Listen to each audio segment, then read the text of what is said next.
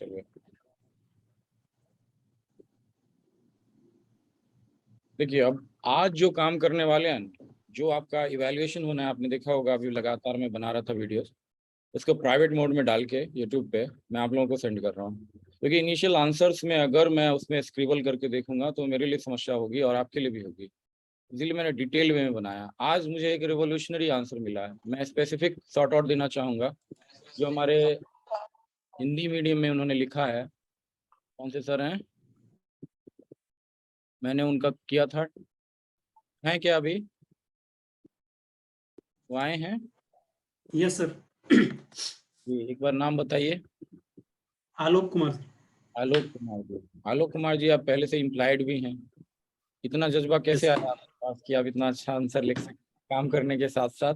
लोग तो बहाना बनाते हैं, यार ये मुझे टाइम नहीं है, ये नहीं है, वो नहीं है, तो कैसे इतना बढ़िया लिख रहे हैं आप? सर, हमारा ग्रुप है, रोहित जी, धर्मेंद्र जी, हम लोग साथ में लिखते हैं सर, साथ, डिस्कस भी करते तो मतलब ग्रुप का इफेक्ट हैं। यस पड़ता है कुल मिला के, राइट? ग्रुप का यस इम्पैक्ट सर। आपको पड़ा है। और आपका मतलब पब्लिक एडमिनिस्ट्रेशन आपने पढ़ा कैसे? फ्रीली बताइए, किसी भी व्यक्ति का, किसी भी संस्था का, किसी भी बैकग्राउंड का आप नाम ले सकते हैं, मुझे कोई दिक्कत नहीं है।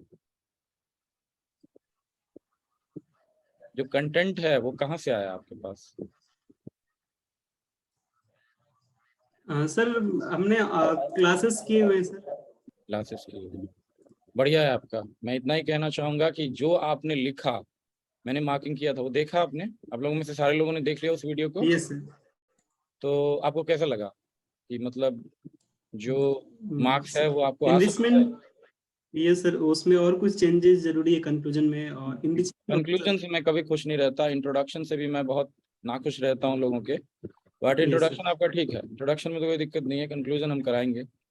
और बात यही करनी है कि इस लेवल का प्रोड्यूस कर पाए हम एग्जाम में, भले ही हमारे पास अभी रिसर्च एंड डेवलपमेंट मोड में हमने लिखा है, जो कि एक रियलिटी यस। होती है, वो मुझे पता है कि रिसर्च एंड डेवलपमेंट मोड में लिखा गया होगा। बट आपने जो फ्लो चार्ट बनाया, आपने जो उसमें चित्रण किया, अभी आपकी जो भाषा है, भाषा शैली, लैंग्वेज पे कमांड, आपका जो आर्टिकुलेशन है, वो सारा बहुत बढ़िया है, बेहतरीन है आपका।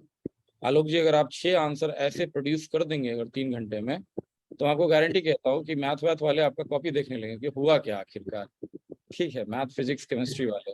और ये मैं आपको किसी भी तरीके से ऐसे नहीं बोल रहा, और अगर मैं बोलता हूँ जिस व्यक्ति को, वो लोग बना है, अभी भी मैं आईएएस वगैरह से बात लगातार करता रहता हूँ, इंटरव्यू करता रहता हूँ उनका, बहुत सारे पैनल्स पे देखता रहता हूँ, तो आई नो कि अगर एक बार कॉपी देखा जाए और उसको पढ़ा जाए सही से, तो व्यक्ति के कैलिबर का पता लगाया जा सकता है। तो सारे लोग, चाहे वो इंग्लिश मीडियम हो, हिंदी मीडियम हो, सारे लोग आलोक जी का कॉपी जरूर पढ़ेंगे आज, ये टॉपर हैं आज के, ठीक है?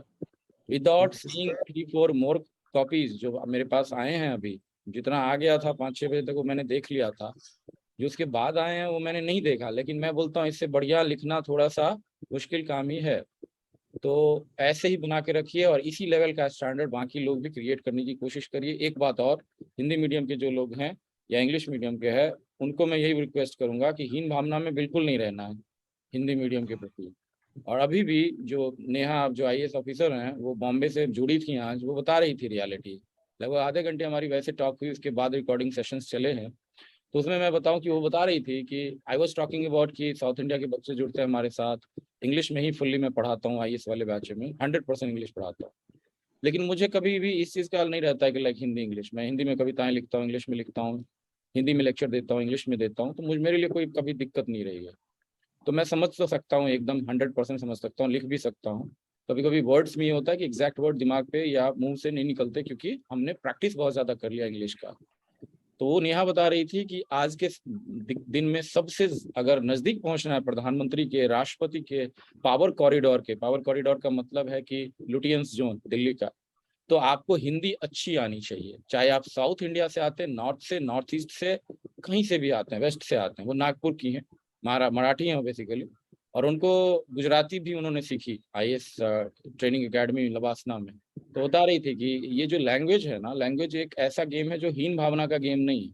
जितना बेहतर कमांड एक लैंग्वेज पे, वो आपका कोर हो गया, बाकी लैंग्वेजेस पे आपको कमांड बनाना चाहिए। तो बिहार एडमिनिस्ट्रेशन में भी मैं नहीं समझता कि एकदम आइसोलेटेड है। आज के डेट में आईएएस लोग यहाँ पे काम कर रहे हैं, तो वो लोग भी बिहार कैडर में ही हैं। तो हमें लैंग्वेज पे लेके हिंदा नहीं रखनी, हमें स्ट्रक्चर कैसे है, कंटेंट कैसा है, ये हमें प्रोड्यूस करना है। और हो सकता है आपने ये राह दिखा दी है, तो special shout out to you, special blessing to you, you will produce. मैं तो यही बोलता हूँ कि लाइक आप में से एक एक व्यक्ति, मेरी आत्मा चीख चीख के चिल्ला चिल्ला के मुझे सेकंड सेकंड में याद दिलाती है कि मैं किस पर्पज से इस ग्रुप को चालू किया हूँ। क्योंकि 1-2 लाख रुपए कमाना मेरे लिए बहुत बड़ी बात नहीं है, मैं आपको क्लियरली बताऊं। वो झड़ता है मार्केट में, आपको पता नहीं है। आप में से कोई भी लोग ये सोच रहा होगा कि कोई करियर नहीं है, आप अपना, वो बोलता है ना उसमें 3 इडियट में, वो बना के देखिए। आप अपना कंटेंट अगर आपके पास है, ओरेशन कैपेसिटी है, अगर आप कम्युनिकेट कर पाते हैं लोगों से, लोगों को समझा पाते हैं, तो इमेंस बिजनेस है। और इमेंस बिजनेस इस कदर है कि अलग पांडे नाम का आदमी हुरून लिस्ट में आ जाता है 399 नंबर पे पूरे इंडिया में। 8,000 करोड़ का बिजनेस बना देता है यूट्यूब से। तो कमी नहीं है, मैं ये नहीं बोल रहा हूँ कि उसमें आ जाइए या इसमें आ जाइए, हमारे लिए कंपटीशन क्रिएट करिए या हमारे साथ आइए, वो मैं नहीं बोल रहा।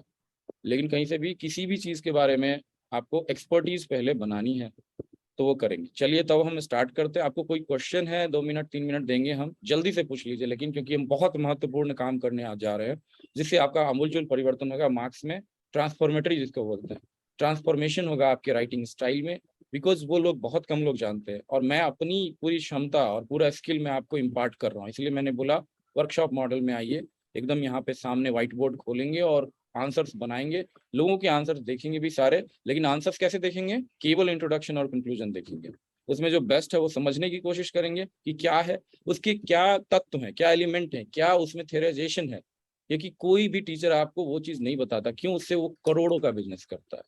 आपको ब्रांड पता होंगे, 2 ब्रांड है पब्लिक एडमिनिस्ट्रेशन में इंग्लिश के, अहम ब्रांड है वो दोनों। अरबों रुपया कमाते पब्लिक एड से, पता है आपको, पब्लिक एड के बल पे।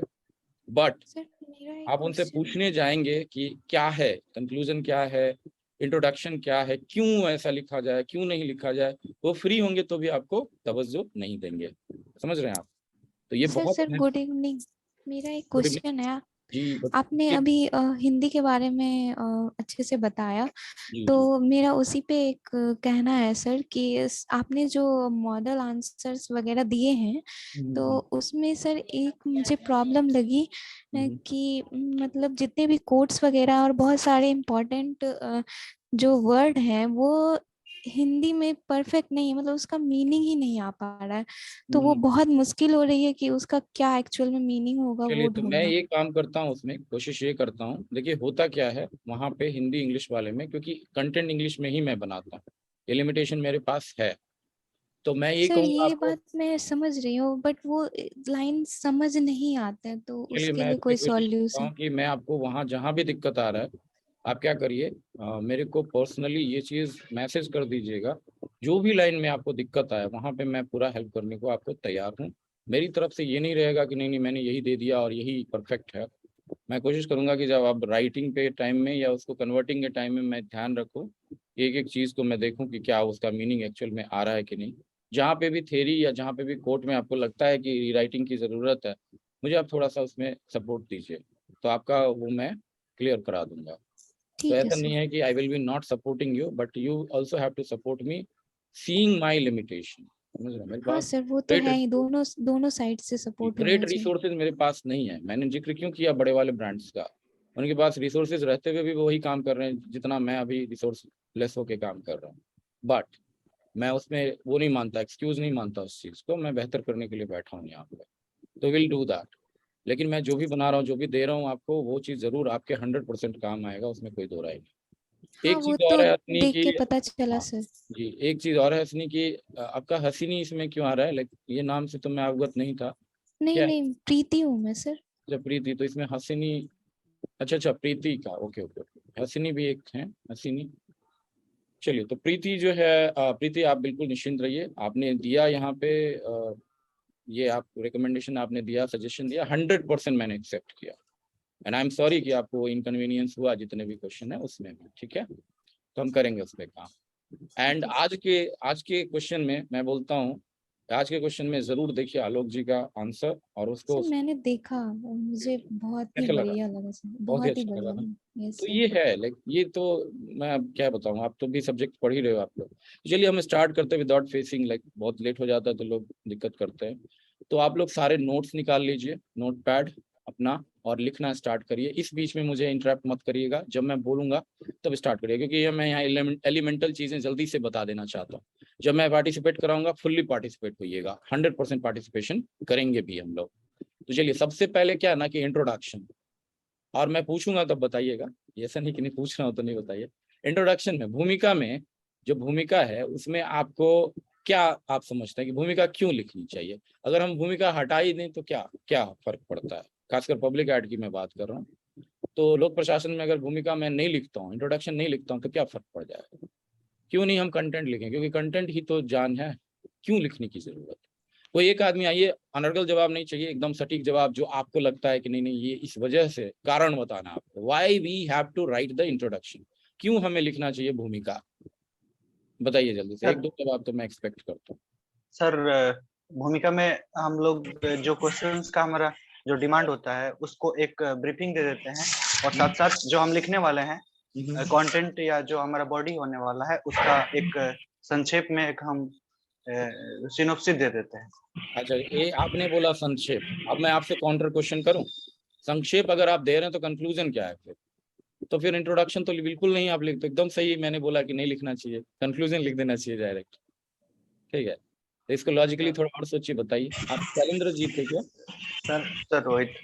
रोहित, प्लीज इंट्रोड्यूस करिएगा, आप नाम जरूर बताइए अपना, इनिशियल सर।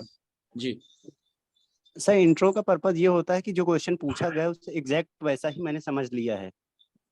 ओके, बहुत बढ़िया। एक चीज ये एलिमेंट इन्होंने बता दिया कि जैसा क्वेश्चन पूछा तो मैं समझा, सर ये जी।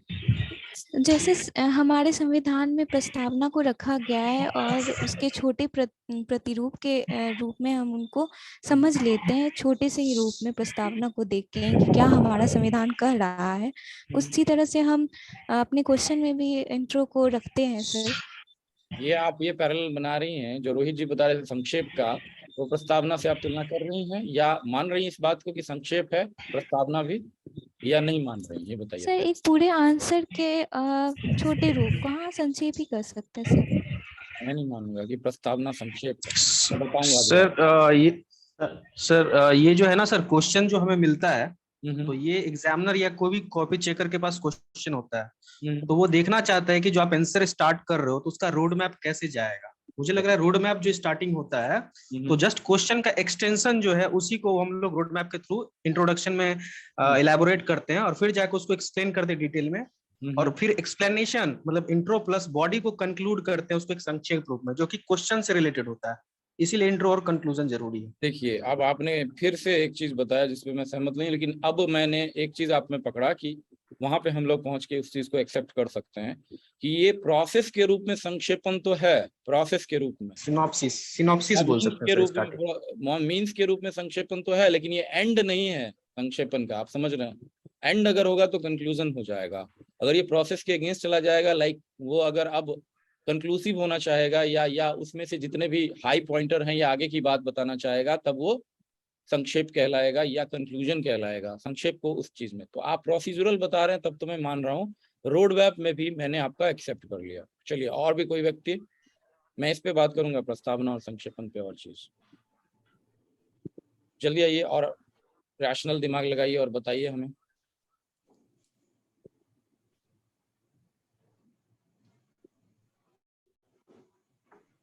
क्वेश्चन किस मुकुल सर पे पूछा गया है उस कॉन्टेक्स्ट को इलेबोरेट करना। जी मुकुल जी बताइए पहले। सर, इसको मैं सीमन के टर्म से बोलना चाहूंगा कि it's defines the fact value basis, कि फैक्ट तो सब लिखेंगे ही, ठीक है, लेकिन वैल्यू क्या है सबका, तो वो डिफरेंट हो सकता है इंट्रोडक्शन में सबका।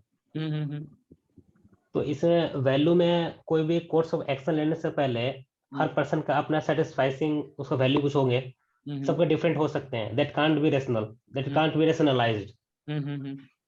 तो इंट्रोडक्शन एक रैशनल चीजें लिखेंगे। नहीं इरेशनल नहीं लिखेंगे, सबके डिफरेंट हो सकते हैं sir, that don't have value any based scientific होगा, आपका बेसिस। कहने का मतलब वैल्यू ज्यादा होना चाहिए, फैक्ट कम होना चाहिए। इंट्रोडक्शन फैक्ट बेस भी होता है सर, हाँ, मैं कह रहा हूँ उसमें वैल्यू प्रीमाइस ज्यादा रहते हैं। वैल्यू प्रोमाइस पे ज्यादा रखना चाहिए या होता है या होना चाहिए? होना भी चाहिए सर, क्योंकि सबके ओपिनियन अलग हो सकते हैं सर एक पार्टिकुलर टॉपिक को लेकर। ये आपने एक अच्छा पॉइंटर पकड़ा है हालांकि, लेकिन इस एक्सप्लेनेशन वैसा नहीं होगा जैसे हम अभी सोच रहे हैं। फैक्ट वैल्यू पे हम देख सकते हैं, सेटिस्फाइसिंग पे भी देख सकते हैं। इम्पेरिकल एविडेंस के बेसिस पे भी हो सकता है, but up to certain limit sir. हाँ, वो वही फैक्ट है, लेकिन आपको Yes, मैं sir. बताऊं सेटिस्फाइसिंग अप्रोच 100% यूपीएससी में काम करता है इंट्रोडक्शन में। कंक्लूजन में हालांकि वो भी काम नहीं, वहां भी काम नहीं करता, बट यूपीएससी में सेटिस्फाइसिंग अप्रोच इंट्रोडक्शन में तो काम करता है। बिहार वाले में काम नहीं करेगा, बिहार वाले में फैक्ट वैल्यू अप्रोच काम करेगा। Yes, fact sir. को पूरा लिखना, वैल्यू को पूरा रखना, जितनी तवज्जो देनी है, थोड़ा सा 2-4 पट्टे लिखने की जरूरत इंट्रोडक्शन और कंक्लूजन को है यहाँ पे। और कोई व्यक्ति सर कंक्लूजन फॉर फैक्ट हो गया सर ना? नहीं, वो उस तरीके से हम कहीं पे भी नहीं देखेंगे। अच्छा, अच्छा। कोई भी चीज फैक्ट और वैल्यू के बीच में होता है, फैक्ट वैल्यू कोई एग्जैक्ट नहीं होता। कुछ भी बोले, कुछ भी बोल दे आप, राम पर्टिकुलर ईयर में जन्मा और पर्टिकुलर ईयर में मर गया, उसमें भी वैल्यू है, खोजना पड़ता। वही तो है दिक्कत कि बिहेवियरलिज्म लोगों में या क्लासिकल वालों में खुद ही वो कंफ्यूज है। जैसे कि लॉजिकल पॉजिटिविज्म में क्या बताया आपको कि रैशनैलिटी जो है ना, फुल रैशनैलिटी होती ही नहीं है। तो अगर फुल रैशनैलिटी ये नहीं है तो फुल साइंस भी नहीं है, ऐसा माना जाता है कि नहीं?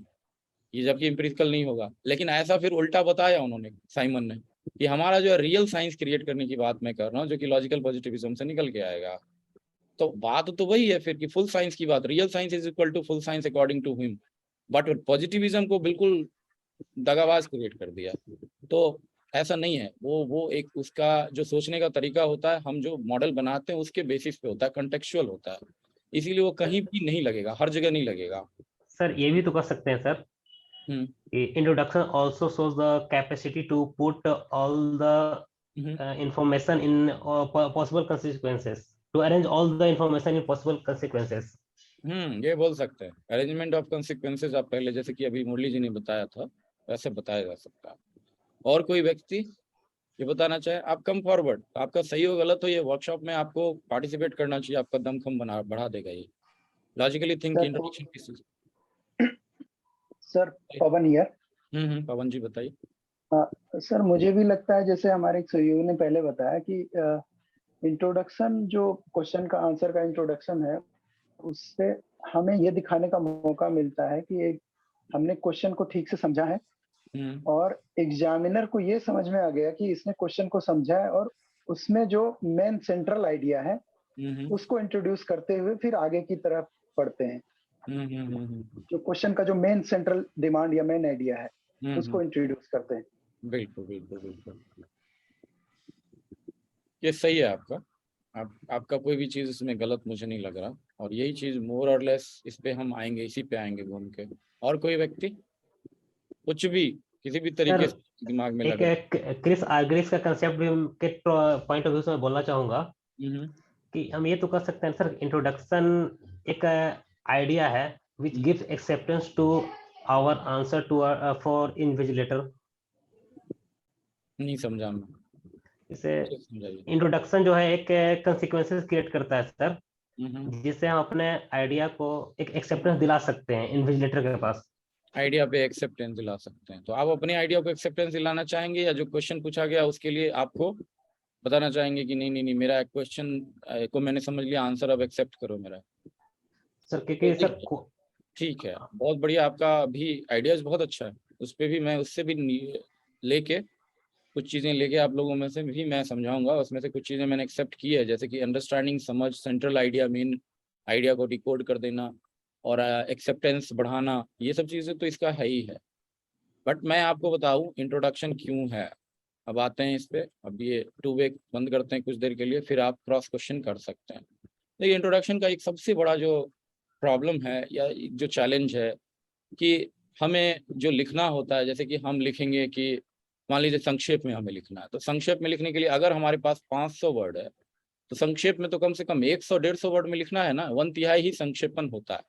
तो इसीलिए कहीं से भी ये संक्षेपन नहीं माना जाएगा। जो जहां तक बात की गई कॉन्स्टिट्यूशन के प्रस्तावना की या प्रियम्बल की, वो कहीं से भी संक्षेपण नहीं है। मैं आपको बताऊं, बहुत सारी किताबों में उसको संक्षेपण अगर लिखा है नहीं लिखा है उस पर बहुत सारे विवाद हैं। संक्षेपण क्यों नहीं है? क्योंकि वो मूल भावना को लिखा गया है। अगर मूल भावना को लिखा जाए तो वो मूल भावना होता है क्रक्स। जैसे कि आपका टैबलेट जो होता है, जो आप दवा खाते हो, उसमें जो एपीआई होता है, जो जो सबसे ज्यादा एक्टिव इंग्रेडिएंट होता है, वो एकदम 0% होगा, उसमें 0.1%, 0.2% ऐसा होगा।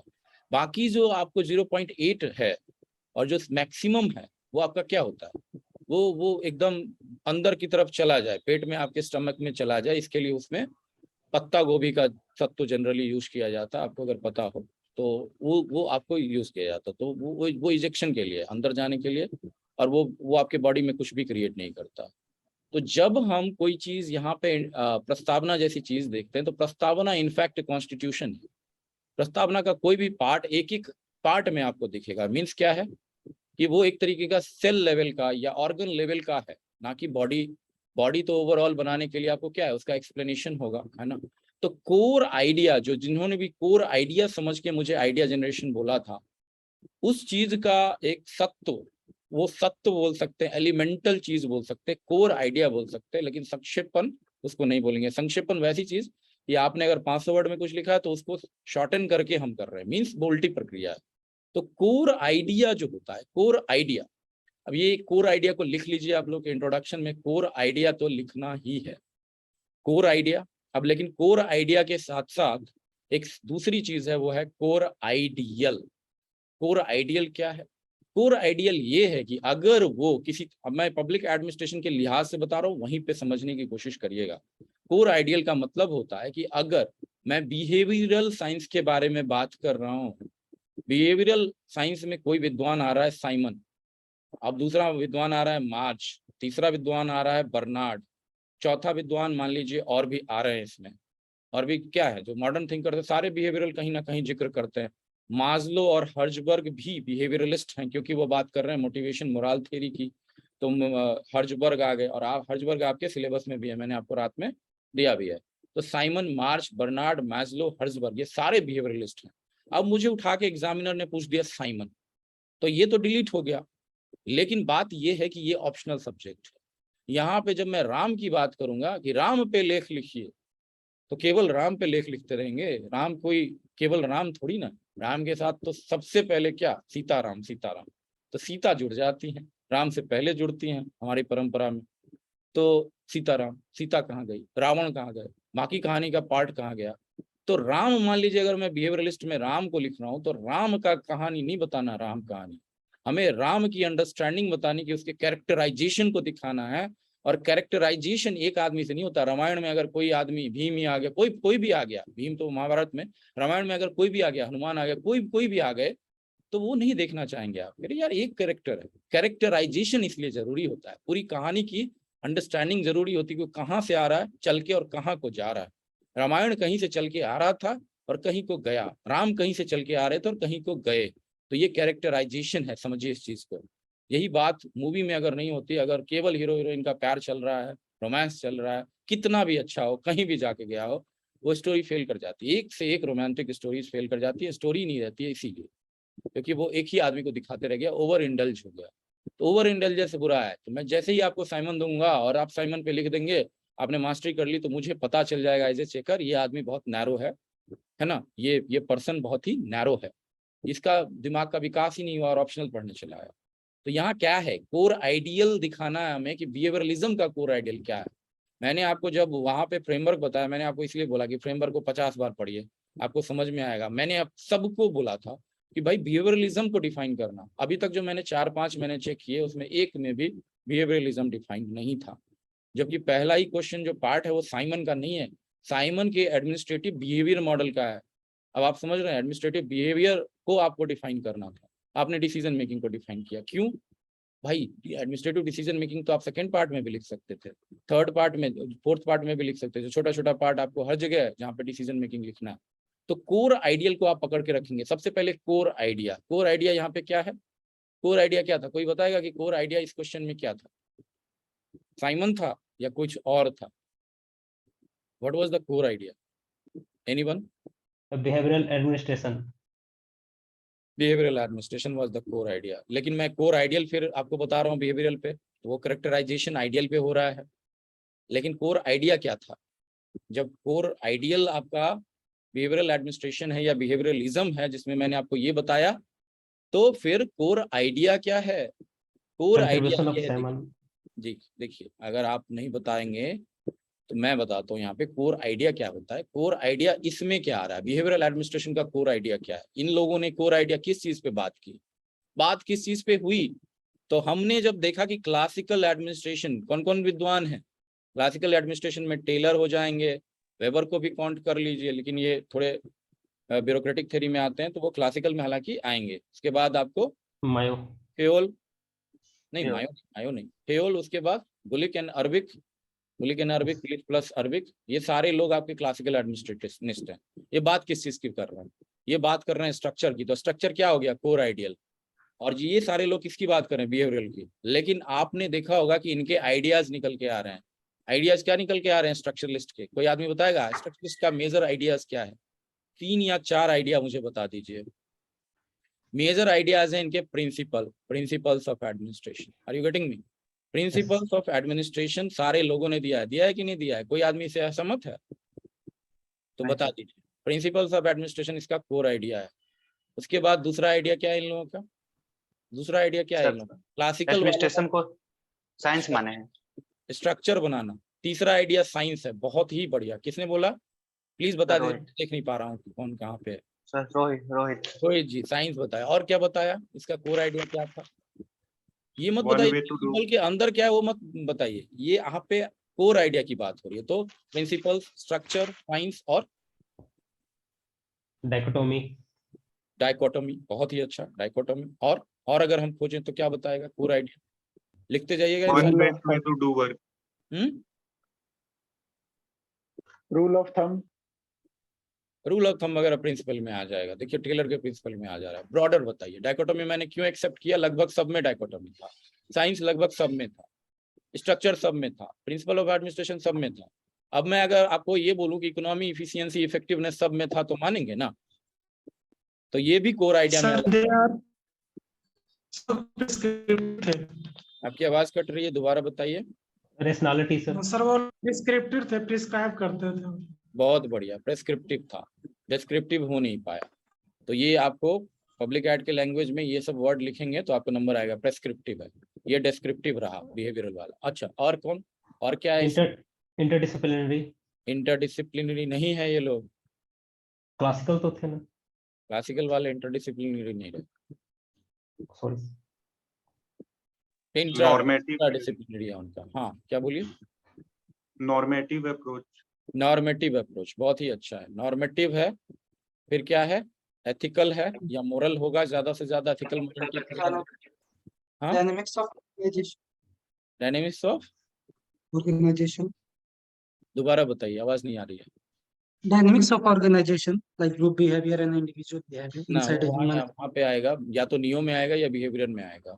बट इतना मोर देन एनफ है आपके समझने के लिए कि कोर आइडिया जो क्लासिकल वालों का है, लिख भी लीजिए। इससे बढ़िया नोट्स आपको कहीं नहीं मिलेगा जिसमें सॉर्टेड आउट बता रहा है कि कोर आइडिया क्या है। प्रिंसिपल में तो सबको पता है कि प्रिंसिपल 14 किसके फ्यूल के हैं, और उसके 4 प्रिंसिपल हैं टेलर के, और ब्यूरोक्रेसी के क्या प्रिंसिपल हैं। बट यहाँ पे प्रिंसिपल अपने आप में समझना कि ये लोग प्रिंसिपल दे रहे थे, और ये लोग क्या बोल रहे थे? बिहेवियरल वाले बोले थे यार बेकार का प्रिंसिपल दिया है, सब वो है, प्रोवर्ब है, झूठ के बतियाता है, अपनी बात को काट देता है। तो वो लोग बोले प्रोवर्ब बता दिया उन्होंने। एक ही बात में, एक ही चीज में जो है दो पोलैरिटी दिखता है। स्ट्रक्चर बताया, साइंस बताया, डाइकोटोमी बताया, 3E का कॉन्सेप्ट बताया, इकोनॉमी, इफिशियंसी, इफेक्टिवनेस इनका कोर था। सबसे ज्यादा अगर ये बात करते थे, सबसे ज्यादा घमासान, तो इकोनॉमी हो जाएगी हमारी, इफिशियंसी हो जाएगी। ये क्यों आ रहा है बताइए? Rationality, prescriptive, normative. नॉर्मेटिव मतलब नॉर्म बेस्ड, वैल्यू बेस्ड, और जो एक समझ लीजिए बना बनाई बातें हैं, वही चीज को बार बार दोहरा। इथिकलिटी ज्यादा से ज्यादा होगा, ठीक है। तो इन सारे लोगों की बातचीत में आपको क्या दिखने को मिलता है? ओवरऑल ये किस तरीके का थ्योरी था? गवर्नमेंटल थ्योरी था या प्राइवेट थ्योरी इन्होंने बनाया था? Private theory sir. Private theory था। तो कहीं से भी ये यूनिवर्सल नहीं हो सकता। क्यों? मैक्सिमम विद्वान यहाँ खोजिएगा सारे प्राइवेट से आ रहे हैं, तो उनका दिमाग गवर्नमेंट में काम ही नहीं कर रहा, वो वैल्यू लेस हो जाते हैं। अब मैंने यहाँ पे वैल्यू, एथिकलिटी और वैल्यू बताया, इसका मतलब ये मत समझिएगा कि वैल्यू जो लेडन है वो अप्रोच या वैल्यू लेस अप्रोच या वैल्यू फ्री अप्रोच की मैं यहाँ पे बात कर रहा हूँ। जनरली ये वैल्यू फ्री लोग हैं, लेकिन वैल्यू लेडन कॉन्सेप्ट पे ज्यादा जोर देते हैं, एथिक्स पे ज्यादा जोर देते हैं, मोरालिटी पे ज्यादा जोर देते हैं, और रैशनैलिटी जो इनकी है ना वो क्रम्बल्ड रैशनैलिटी है। ये आपको rationality, perfect rationality, science based rationality नहीं है, मेक बिलीफ है। तो इसीलिए वो अपना वैल्यू, पर्सनल वैल्यू लेडन है इनका। तो क्या लिखेंगे वहां पे? Personal value laden. मेरा जो एक्सपीरियंस रहा है उसके बेसिस पे मैं बता दूंगा। ऐसे तो हमारी दुनिया में लाखों थिंकर हैं, हम में से हर आदमी थिंकर है, तो वही है, ये पर्सनल वैल्यू लेडन था इनका, इसीलिए ये करप्ट हो गया, ये अच्छा नहीं माना गया, ये अप्रूवर माना चला लगा। और बाद में एनपीए आया जो बोला कि सही वैल्यू भी नहीं है इसमें, तो बोला वैल्यू लेडन अप्रोच लेके आए। इक्विटी कहीं नहीं दिख रहा है, हर जगह इफिशियंसी दिख रहा है, इफेक्टिवनेस कहीं नहीं दिख रहा, हर जगह इकोनॉमी दिख रहा है। बात तो इन्होंने कर दी इफेक्टिवनेस की भी, लेकिन नहीं दिख रहा। फिर पब्लिक सेंट्रिसिटी नहीं दिख रहा, कंज्यूमर सेंट्रिसिटी नहीं दिख रहा, इसके बाद क्या है, वेलफेयरिज्म नहीं दिख रहा। यही सब तो कोर आइडिया था ना एनपीए का, न्यू पब्लिक एडमिनिस्ट्रेशन का। तो इन लोगों का जो था ज्ञान वो आपको सतही ज्ञान था, थियोरेटिकल ज्ञान ज्यादा था, तो ये थियोरेटिकल भी है, ये भी कोर आइडिया या आइडियल भी मान लें उसको तो चलेगा। आपका आइडिया समझ रहे हैं? आइडियल समझा आपने कि आइडियल क्या है, आइडिया क्या है? इसमें किसी को कोई कंफ्यूजन, ये जरूर ध्यान रखेंगे, तब मैं बताऊंगा अभी आपको कि कोर आइडिया और कोर आइडियल के बेस पे कैसे बनाते हैं आप सबको इंट्रोडक्शन में। इतना समझ आइडियल, आइडियल तो समझ में आ गया सर, आइडिया फिर से बताइए सर, थोड़ा हिंदी में बता दीजिए। चलिए ठीक है, देखिए आइडिया क्या है, कोर आइडिया मतलब जो मूल भावना है किसी भी चीज का, वो क्या होता है कि एक ब्रॉड चीजें हम देखते हैं। ब्रॉड में कैसे देखते हैं हम? ब्रॉड में जब हम देखते हैं कि कोई थिंकर अगर कुछ बता रहा है तो उसका बेसिस क्या है, वो किस भावना से, मूलभूत भावना से वो काम कर रहा है, किस भावना से लेके वो थ्योरी लिखने आ रहा है। तो ये जो टेलर महाशय, वेबर महाशय, फ्योल महाशय या गुलिक उर्विक महाशय, ये सारे लोग क्या हैं? क्लासिकल एडमिनिस्ट्रेशनिस्ट, पुराने विचारधारा के, पुरातन विचारधारा वाले सारे लोग हैं, या ये समझिए कि स्टैंडर्ड विचारधारा के लोग। अब ये इन विचारधाराओं में उन्होंने क्या बोला? प्रिंसिपल्स का जिक्र किया उन्होंने। तो प्रिंसिपल्स जो होंगे वो किस बेसिस पे हैं? उसके अंदर में कुछ चीजें होंगी ना, जैसे कि अब प्रिंसिपल में हो गया यूनिटी ऑफ कमांड, एक ही आदमी होगा। उसी तरीके से आपको स्पिरिट डी कोर की बात उन्होंने की कि भातृत्व वाली भावना से काम करना। उसी तरीके से आपको सेंट्रलाइजेशन, डिसेंट्रलाइजेशन, ये सब सारी चीजें। तो वो उसके अंदर का एलिमेंट हम नहीं बता रहे कि प्रिंसिपल के अंदर का, लेकिन जो ब्रॉड एरिया उन्होंने कवर किया, क्या किया? ब्रॉड एरिया इन्होंने प्रिंसिपल ऑफ एडमिनिस्ट्रेशन कवर किया इन सारे विद्वानों। स्ट्रक्चर की बात की, मतलब एडमिनिस्ट्रेशन हायरार्किकल होगा, ठीक है, पद सोपानी क्रमिक उसका जो है पूरा काम होना, पद सोपान बनाना है, उसके बिना काम नहीं चलेगा। तो यहाँ तक ये बोलते हैं जो आपके गुलिक उर्विक है ना, वो ये बोलते हैं कि भैया बिना स्ट्रक्चर के तो क्रूएल एडमिनिस्ट्रेशन हो जाएगा, कहीं कुछ होना ही नहीं है कुछ। जबकि वो बिल्कुल ही इमोशन को भूल जा रहे थे, बिहेवियरल वाले इमोशन की बात कर रहे थे, भावनाओं की बात कर रहे हैं, वो actual behaviour, man at work की बात कर रहे हैं। वो बोलता है मैन एट वर्क तो बिठा लोगे कुर्सी, क्या आसमान के नीचे बिठाओगे? ऑर्गेनाइजेशन बनाओगे तब ना। तो ऑर्गेनाइजेशन का जो स्ट्रक्चर है उसमें क्या चीज पे ध्यान दिया उन्होंने? सबको पता होगा, मैन, मनी, मटेरियल। तो मैन मतलब क्या? पर्सनल एडमिनिस्ट्रेशन है ना, मनी, पैसा कौड़ी, और जो राजस्व है वो कैसे आएगा, और मटेरियल। तो बेसिकली ये चीजों पे उन्होंने जोर दिया, स्ट्रक्चर हो गया वो। तो ये हम ब्रॉड चीजों को देख रहे हैं यहाँ पे, साइंस, वैज्ञानिक प्रविधि से हमको सोचना है। डाइकोटोमी, द्वैधता की बात उन्होंने की। ये सब मेजर बातें हैं इनकी। ये कहीं ना कहीं थ्योरी के ब्रॉडर लेवल पे, साइंस में उन्होंने क्या बताया? स्ट्रक्चर बताया। स्ट्रक्चर में क्या बताया? मनी, मटेरियल, मैन बताया। प्रिंसिपल में क्या बताया? तो वो चीजें देखते हैं। इकोनॉमी, इफिशियंसी और ये इफेक्टिवनेस है ना, तो कैसे का पैसा बचेगा, किस तरीके से जो हम ज्यादा से ज्यादा इफिशियंसी दे पाएंगे, कितना इनपुट दे रहे हैं, कितना आउटपुट पे कितना ज्यादा हमारा काम बेहतर हो जाएगा। रैशनैलिटी, रैशनल होना है हमें। किसी भी मुद्दे पे अगर हम बात कर रहे हैं तो कोई प्रूफ होना चाहिए हमारे पास, कोई ना कोई रेशियो होना चाहिए, कोई ना कोई हमारे पास सबूत होना चाहिए। वो नहीं होगा, प्रेस्क्रिप्टिव है ज्यादा से ज्यादा, प्रेस्क्राइब करते हैं, डिस्क्राइब नहीं करते, चीजों को समझाते नहीं है, लोगों को प्रूफ नहीं दिखाते, एग्जाम्पल नहीं दिखाते, रियल वर्ल्ड का कुछ भी आइडियल नहीं बताते। ये आइडियलिस्टिक हैं। आइडियलिस्टिक हैं किस सेंस में? ये प्योर आइडियलिज्म के शिकार हैं, ये ग्रसित हैं। तो जो प्रेस्क्रिप्शन जो है यहाँ पे बुरा माना जाएगा। क्यों? क्योंकि बता दिया कि ये होना चाहिए, क्यों होगा ये नहीं बताया, कहाँ पे दिख रहा है ये नहीं बताया। बोलेगा ऐसा होना चाहिए, इसी को हमको अचीव करना। टारगेट ओरिएंटेड है, प्रोसेस ओरिएंटेड नहीं है। और प्रोसीजरल अगर बता भी रहा है तो प्रोसेसेस को डिफाइन नहीं कर पा रहा है इस मामले में कि अगर हम ट्रेनिंग ले लेंगे, जैसे कि टेलर की बात होती है, वो बोलता है कि ट्रेनिंग हमें लेना है, लेकिन ट्रेनिंग का जो पूरा का पूरा तरीका है वो उसने डेवलप नहीं किया। और प्राइवेट में ट्रेनिंग क्यों ऐसी होनी चाहिए और गवर्नमेंट में ऐसे क्यों अपनाएगा ये भी नहीं किया। कहाँ पे कौन कौन सी ट्रेनिंग की प्रविधि है वो भी नहीं बता पाया। इसका मतलब क्या है, ट्रेनिंग एक प्रिंसिपल है जो कि उसको पता नहीं है, वो खोखला है, एम्प्टी शेल है, ठीक है। गोली में जान नहीं है, चलाएगा तो फायर तो होगा, आवाज तो होगा, लेकिन कोई मरेगा नहीं, ठीक है। गब्बर वाला 1-2 गोली ऐसे ही चला देता है। तो ये चीज़ है। इसके बाद नॉर्मेटिव, नॉर्म बेस। तो नॉर्म बेस पे जो चीज़ें समाज में अवेलेबल है उसी के प्रतिमान की हम बात करते हैं। नए इनोवेशंस हम देख नहीं रहे हैं और हम चीज़ों के गहरे में नहीं जा रहे। जैसे कि आज के डेट में 2 चीज़ें, टेंजिबल हेरिटेज और इनटेंजिबल हेरिटेज। टेंजिबल हेरिटेज में हमें क्या है, दिखता है, और इनटेंजिबल, दिखने वाला क्या है, ताजमहल टेंजिबल हेरिटेज है हमारा, यूनेस्को का, देखते हैं ना आप, उसको देख लेते हैं। लेकिन अगर हम बोलेंगे रामायण हमारा या वैदिक मंत्रोच्चार, तो कोई देख पा रहा है क्या? वो व्यक्ति बोल रहा है उसको, तो वो तो आर्ट हो गया ना। तो ये नॉर्म बेस पे ज्यादा ध्यान देते हैं जो कि अलौकिक सत्ता का प्रदर्शन करता है, लौकिक सत्ता में ज्यादा रहता नहीं, डिविनिटी पे ज्यादा गौर करता है। अगर हम नॉर्मेटिव की बात करें तो वैसी रिचुअल्स हो जाएंगे जिसका कोई, जैसे कि बलि प्रथा, जैसे सती प्रथा, ये सब चीज नॉर्मेटिव, जिसका कोई बेस नहीं था, लेकिन हम बोलते हैं कि नहीं हमारा ये अच्छा है। पहले बोलते थे, अब तो नहीं बोलते, अब भी, लेकिन बहुत सारी चीजों पे गौर करते हैं। जैसे कि फीमेल जेनाइटल म्यूटिलेशन, ये दाऊदी बोहरा कम्युनिटी, इस पे प्रधानमंत्री जी तक ने बोला, इतना ज्यादा ये संगीन अपराध टाइप का है, लेकिन ये इसको इन्होंने कल्चर का पार्ट बना दिया, कोई कुछ नहीं कर पाता। इसी तरीके से बाल हत्या, जिसमें बाल में मतलब जो फीमेल चाइल्ड को खत्म करना है, तो वो भी उतना ही ज्यादा नॉर्मेटिव है। तो इसको उस लेवल पे समझिए, ठीक है। ये समझ में आया अब आपको? आइडियल और आइडिया में किसी को दिक्कत है? कोर आइडिया और कोड आइडियल कैसे निकालते हैं, इसी आपको इंट्रोडक्शन में कोर आइडिया और कोड आइडियल में डिफरेंशिएट करना है और दोनों को लिखना है।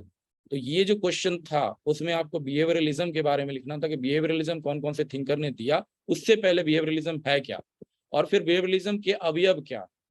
तो जब आप बिहेवियरलिज्म को डिफाइन करोगे, व्यवहारवादी उपागम को, तो उसमें आप लिखोगे कि व्यवहारवादी उपागम स्ट्रक्चरल और क्लासिकल थिंकर से अलग है, जो केवल पद सोपानी क्रम या जो स्ट्रक्चर है ओवरऑल ऊपर स्ट्रक्चर, उसकी बात नहीं करता, मैन एट वर्क की बात करता है। व्यक्ति कैसे काम कर पा रहा है, कैसे वो अपने कार्यों को संपादित करता है, कितने इफेक्टिवली, और वो क्या सोचता है। वो इमोशनलेस आदमी नहीं है, वो वैल्यू लेस आदमी नहीं है, वो वैल्यू लेडन आदमी है। इसी चीज का जिक्र उन्होंने किया। इससे क्या होगा, ऑर्गेनाइजेशन का असली काम यहीं पे होना है। फाइल तो कोई भी मूव करा सकता है अगर वहां पे हम लोग डाल दें, और यही क्या चीज का, ब्यूरोक्रेसी का या नौकरशाही का सबसे ज्यादा नेगेटिव एस्पेक्ट माना जाता है कि रेड टिपिज्म हो क्यों रहा है।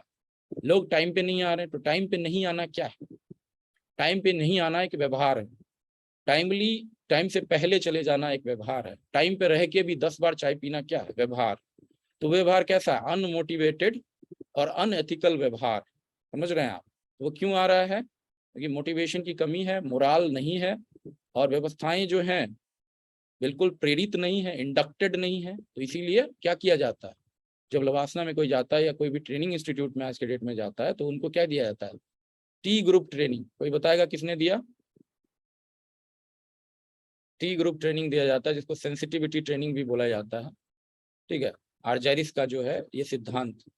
तो टी ग्रुप ट्रेनिंग, सेंसिटिविटी बताई जाती है कि आप जनता के सेवक हैं, जनता के मालिक नहीं हैं, आप लाट साहब नहीं हैं पुराने वाले। आपको जब दिया जाता है कि पैसा, उसकी कद्र आपको करनी है, और जनता आज के डेट में मालिक है, इसलिए जनता दरबार आपको लगाना है, जनता की समस्याएं सुननी है। ये बिहेवियर में चेंज किस चीज को शो करता है? ये इंडक्शन शो करता है सरदार पटेल जी के उस बात को कि पहले जो हमारा आईसीएस था वो क्या था? लाट साहब था और सरकारी राज था। और अब जो है ना, जो आईएएस होगा वो क्या होगा? आईएएस को उन्होंने क्या बोला? Steel frame of bureaucracy. नौकरशाही का जो स्टील फ्रेम है वो ब्यूरोक्रेट्स लोग होंगे, और उनको सिविल सर्विसेज का दर्जा दिया, लोक सेवक का दर्जा दिया। तो बिहेवियर में हम यही देखते हैं, कम्युनिकेशन कैसे कर रहा है, वो सही से बात कर रहा है कि नहीं, कम्युनिकेशन कैसे करवा पा रहा है। ये केवल ऐसी बात नहीं है कि हम केवल लोगों से इंटरेक्ट करेंगे। आप इमेजिन कीजिए कि पॉलिसी लेवल पे लोगों से बात ही नहीं करेगा, लेकिन वहां पे बिहेवियर क्या होना चाहिए, कम्युनिकेशन क्या होना चाहिए? फीडबैक जनरेशन, लोगों से फीडबैक लेगा, लोगों के पब्लिक डोमेन में चीजों को लेगा। अब आप यहाँ पे किसान बिल की बात करें अगर हम, तो वहां पे क्या गड़बड़ हो गया? क्या वहां पे स्ट्रक्चर गड़बड़ था, क्या प्रिंसिपल गड़बड़ था, क्या साइंस गड़बड़ था, क्या डायकोटोमी गड़बड़ थी? इतना परफेक्ट वो बिल था कि अभी तक वो परफेक्ट बिल, उतना परफेक्ट बिल किसी बहुत सारे देशों में नहीं होगा। अमेरिका से भी बेहतर बिल है। अमेरिका में भी कंट्रैक्चुअलाइजेशन ऑफ एग्रीकल्चर हुआ है, कॉन्ट्रैक्ट वाला, और बहुत सारी चीजें, प्राइवेटाइजेशन, सारी चीजें वहाँ पे, लेकिन उससे भी बढ़िया यहाँ पे बिल था।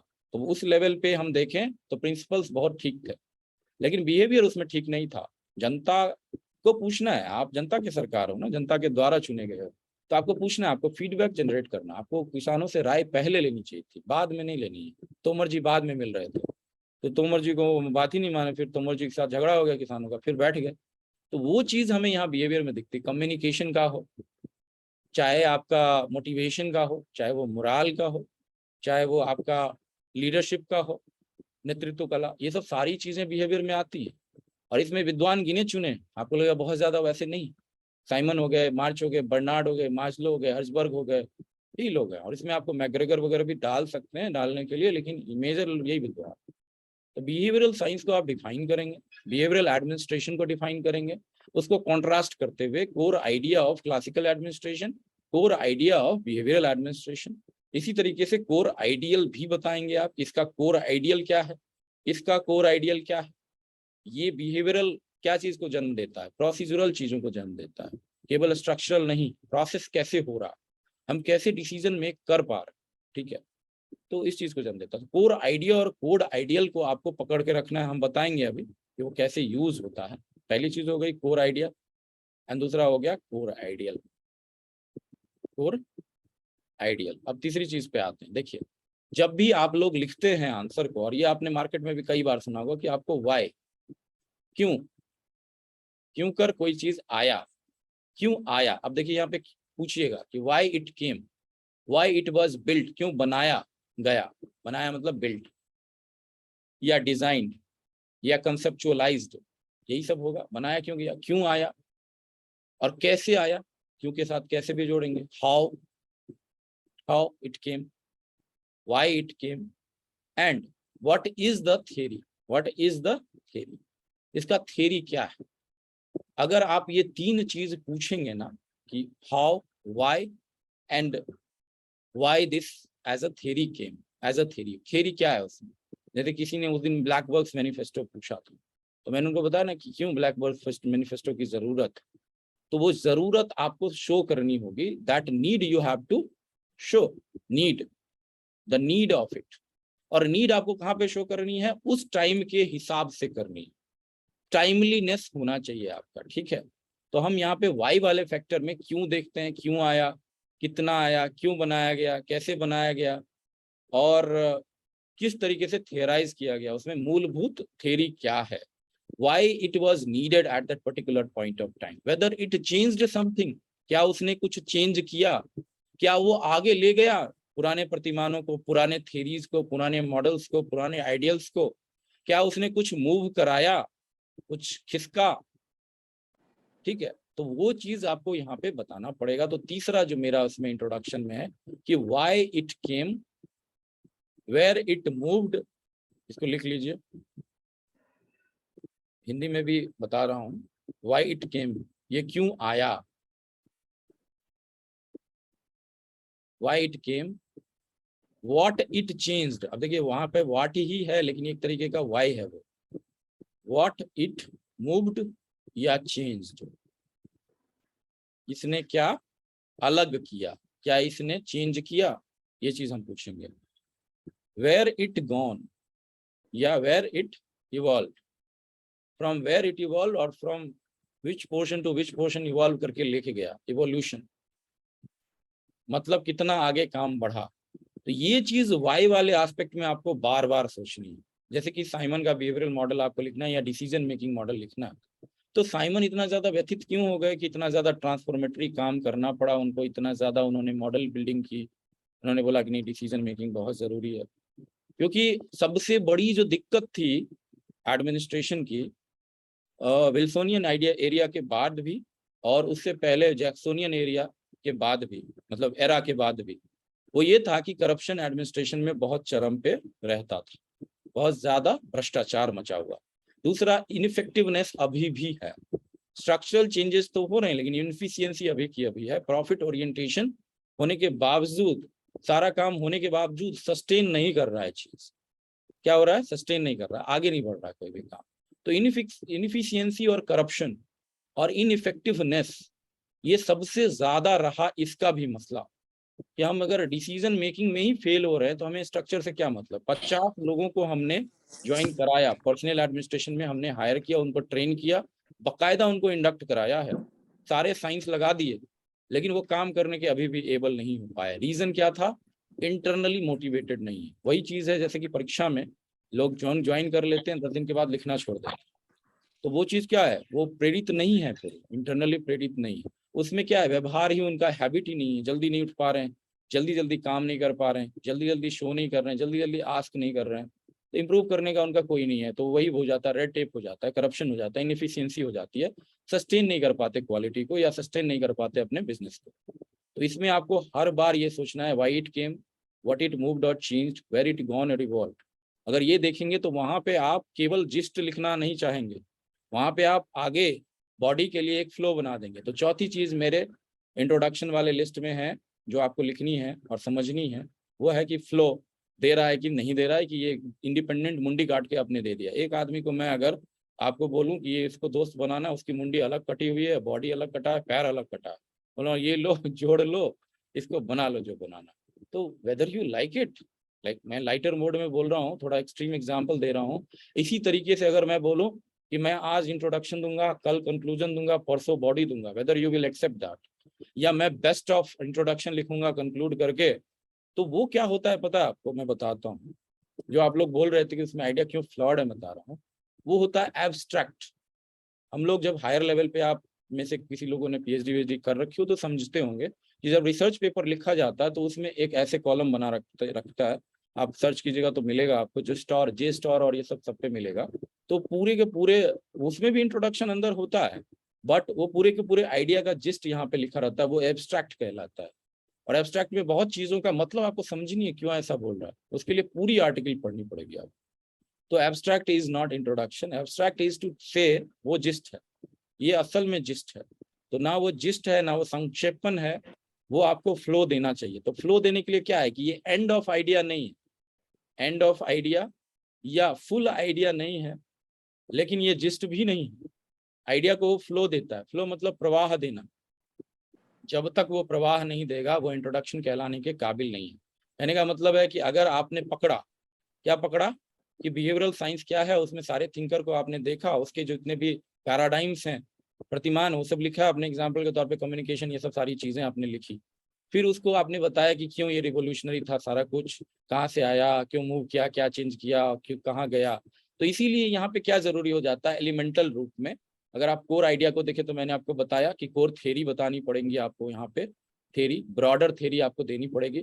आइडियल में क्या है, आइडियल में आपको देना पड़ेगा कि ब्रॉडर कंसेप्शंस उसमें क्या क्या थे, उसमें थ्योरिस्ट कौन कौन से थे, किसका कौन कौन सा थ्योरी था, किस किस चीज के बारे में बात की। लेकिन जब केम, मूव्ड और चेंज्ड, इवोल्यूशन की बात हम करेंगे ना, तो यहाँ पे आपको ज्यादा चीजों की जरूरत होगी प्रूफ के लिए। तो यहाँ पे क्या क्या लिखना होगा आपको, डेफिनेशन, डेफिनेशन को हिंदी में क्या बोलते हैं,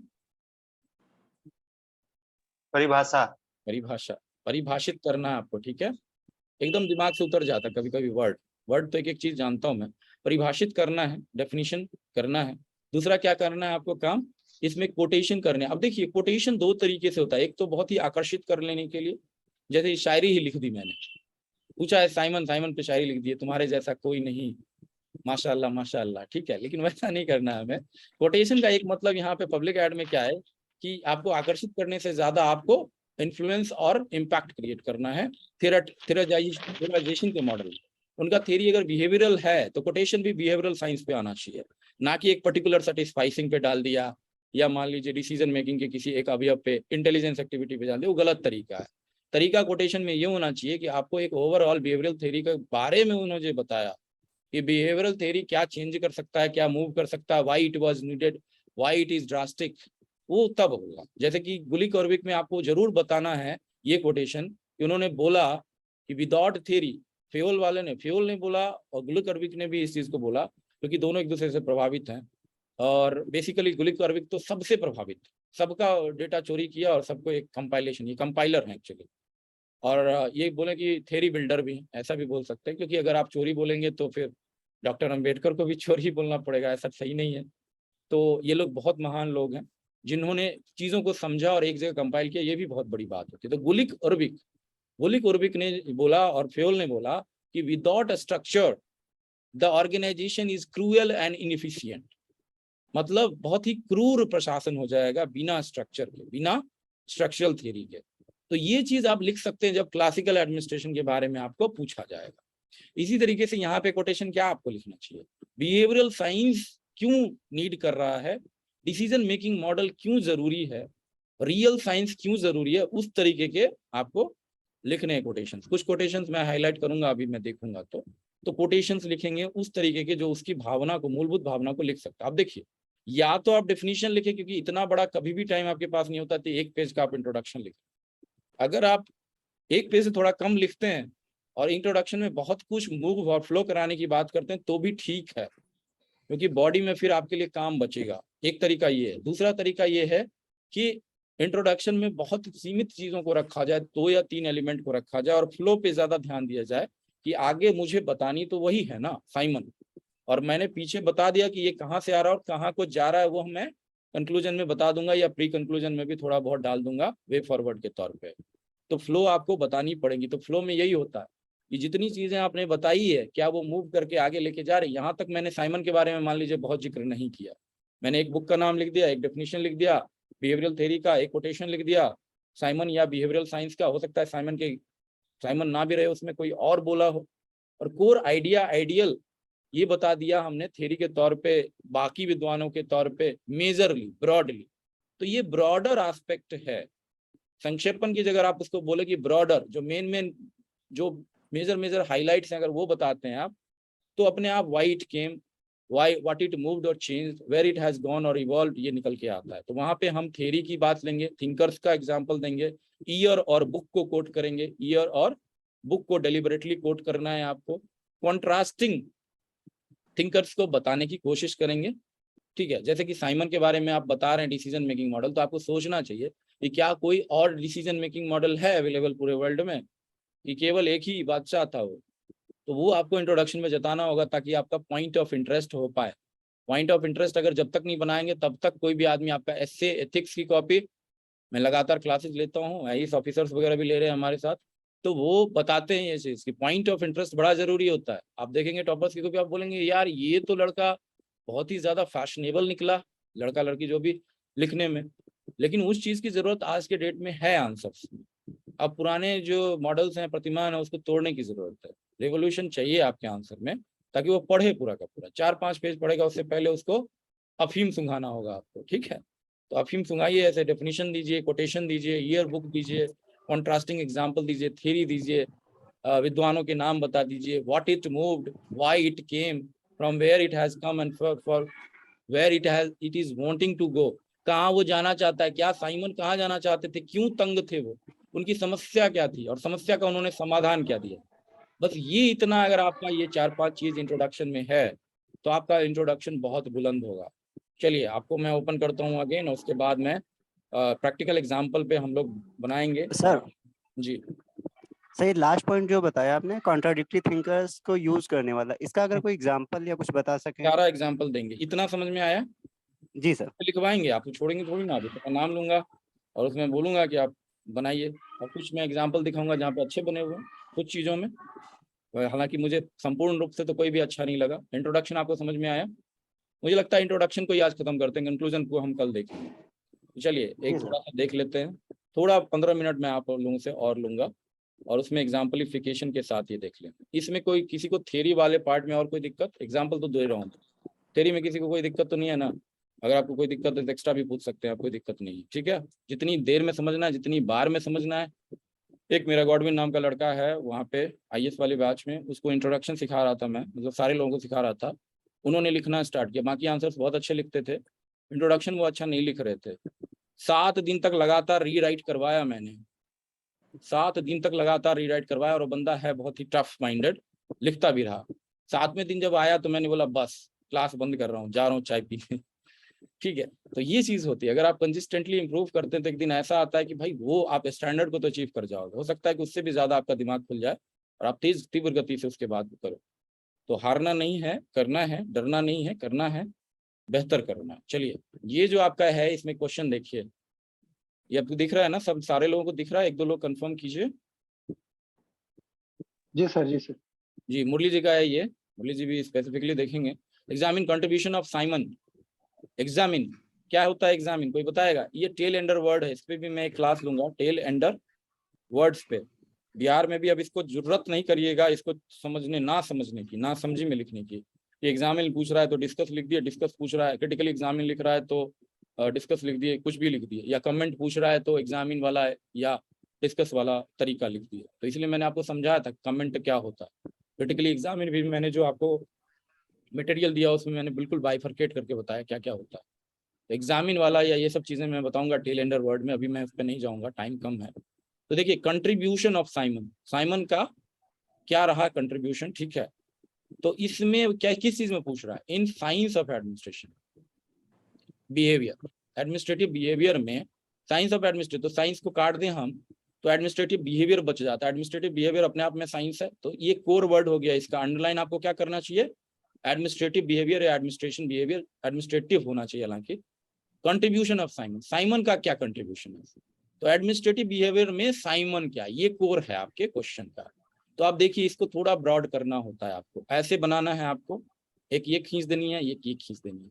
जब डिसेंट्रलाइज करेंगे या बाकी बॉडी पे पार्ट पे निकलेंगे इंट्रोडक्शन के बाद, तो फ्लो आएगा। प्रवाह क्या है आपका, यहाँ से लेके आप जा रहे थे तो अब साइमन के बारे में ही लिखेंगे, अब कुछ नहीं बचेगा, अब दाएं बाएं नहीं करेंगे, अब सीधा गोल की तरफ जाना है, साइमन के बारे में बताना है, बाकी सारी चीजों को जिक्र करना है, यहाँ तक कि एडमिनिस्ट्रेटिव बिहेवियर के बाकी सारे जो पार्ट्स हैं उसको हमको जिक्र करना है। उतना तो लगेगा, इंट्रोडक्शन में सब कुछ थोड़ी ना आ जाएगा। मैंने जितना आपको बताया, आपको लगता है कि वो इंट्रोडक्शन में आ जाएगा? वो तो आपको पूरा का पूरा आंसर यही पूछ दे तो वो तो लिखिएगा ना, फिर डिसीजन भी लिखिएगा उसमें, ऐसा नहीं डिसीजन छोड़ दीजिएगा। किन्हीं आदमी का एक आया था क्वेरी कि सर अगर 3 क्वेश्चन है, अगर मैं अलग अलग लिखूंगा, अलग अलग पूछेगा, डेफिनेटली ये 2-3 क्वेश्चन को मैं मर्ज करता हूँ डेलिबरेटली, तो क्या मैं केवल यही लिखूं या ये भी लिखूं? देखिए, मैं डेलिबरेटली इसलिए देता हूँ कि पूरी की पूरी थियरी आपके दिमाग में आए, और ये पूरा का पूरा इंटर रिलेटेड है। अगर आपको केवल यही भी दिया जाए तो आप एडमिनिस्ट्रेटिव बिहेवियर तो लिखेंगे ही उसमें, लेकिन सारे लोगों को इक्वली लिखना पड़ेगा आपको।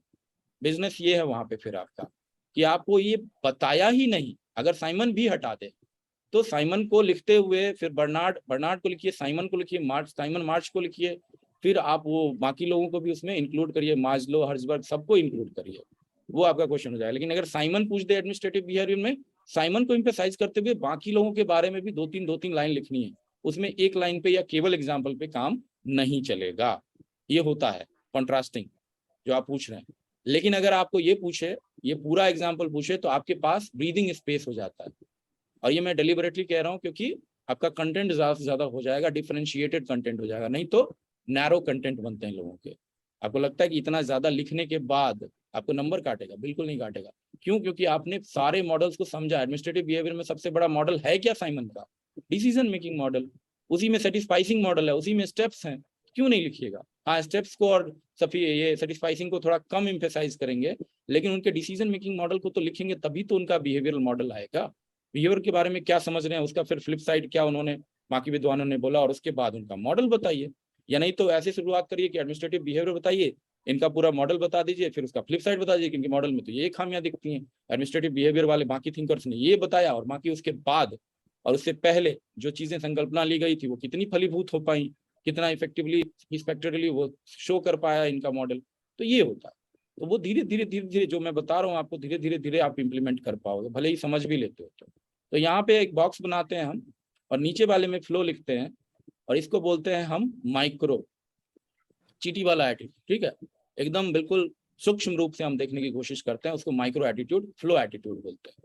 तो इसमें हमको एकदम एक एक पार्ट को तोड़ना है, सब हेडिंग डाल के, और उसके बहुत सारे डिफरेंट सब हेडिंग डाल के, या सब मतलब सब पॉइंट्स बना के आपको तोड़ के लिखना होगा। ये माइक्रो अंडरस्टैंडिंग है, या सूक्ष्म रूपी आपका इसमें एक्सप्लेनेशन देना है। लेकिन जब हम ऊपर की तरफ देखते हैं, कोई भी क्वेश्चन जब आप पढ़ते हैं, तो ऊपर सोचे कि इसके ऊपर क्या है, इसका बाप कौन, क्या ये अकेला बाप है, अकेला बेटा है, जो भी। मैं जस्ट एक नॉमिनल रूप में लाइट मोड में बता रहा हूँ। तो ये जो आपका ऊपर है, ऊपर में आपको मैक्रो पर्सपेक्टिव दिखाना ही पड़ेगा, और इसलिए जान के इस क्वेश्चन में मैंने 2 चीजें दी है। ये माइक्रो कॉन्सेप्ट अपने आप में अगर डिसीजन मेकिंग मॉडल पूछा जाएगा तो बिहेवियरलिज्म में डिसीजन मेकिंग एक प्रतिमा है, एक मॉडल है, बाकी तो कम्युनिकेशन भी है, मोरल भी है, मोटिवेशन भी है, लीडरशिप भी है, बहुत सारी सेंसिटिविटी भी है, और आज के डेट में तो बहुत सारी चीजें उसमें ऐड हो चुकी हैं जो चीजें पहले नहीं थी, बिल्कुल नहीं थी। रिस्पॉन्सिवनेस ये एक तरीके का क्या है, बिहेवियर है। रिस्पॉन्सिबिलिटी बिहेवियर है। अब ये भी बोल सकते हैं कि हाँ अकाउंटेबिलिटी फ्रेमवर्क सारा कुछ यहाँ पे ला रहे हो आप, हाँ अकाउंटेबिलिटी फ्रेमवर्क अपने आप में बिहेवियर है, ठीक है। प्रोसीजरल रिफॉर्म अपने आप में एक बिहेवियर है। इकोलॉजिकल रिफॉर्म अपने आप में इसके भी ऊपर जाके है, बिहेवियर से भी ऊपर है। वो बताता है कि ओवरऑल चेंज क्या होना चाहिए। तो मैक्रो पर्सपेक्टिव में अगर आपको नहीं भी पूछ रहा है तो भी जाना है, और अगर पूछ रहा है तो आपको ध्यान देने की जरूरत तो है ही है कि मैं लोकेट करूं कि एक्चुअल यहाँ पे कोर क्या है, मैक्रो क्या है और माइक्रो क्या है। तो यहाँ मैक्रो क्या है, यहाँ ब्रॉडर या बड़ा बड़ा मोटा मोटी जो हमें दिख रहा है वो क्या दिख रहा है, साइंस ऑफ एडमिनिस्ट्रेटिव बिहेवियर। ये आपका यहाँ पे क्वेश्चन है, साइमन क्वेश्चन नहीं है। साइमन का ज्ञान science of administration public like science of administrative behaviour कैसे शो करता है, ये ब्रॉडर मैक्रो पर्सपेक्टिव में आपको देखना। उसके बाद जब आप उसको तोड़ने लगेंगे तब आप उसके इंट्रो में ये सब सारी चीजें डालेंगे कि हाँ एडमिनिस्ट्रेटिव बिहेवियर में ये चीजें होती है, ये आइडियल है, ये आइडिया है। उसके बाद फ्लो पे आएंगे जिसमें माइक्रो पर्सपेक्टिव दिखाना है आपको। हाँ जो एनालिसिस पॉइंटर होता है वो हमेशा मैक्रो होता है, लेकिन उसमें जो एग्जाम्पल इसलिए डाले जाते हैं इंस्टेंटली, जब आप कुछ बताते हैं नई थ्योरी तो एग्जाम्पलिफिकेशन भी कर दिया जाता है। इसीलिए मैं कई बार लोगों को ये बताता हूँ कि you can include 1-2 example also which should be very small example, वो आप यहाँ पे लिख सकते हो। जैसे कोविड-19 में lockdown is what, a behavioural response. अगर आप इस तरीके से लिख पाए तो एक लाइन में आपने बहुत कुछ बता दिया। इसी तरीके से स्वच्छ भारत अभियान में बिहेवियरल रिस्पॉन्स क्या था, कोई व्यक्ति बताएगा मुझे?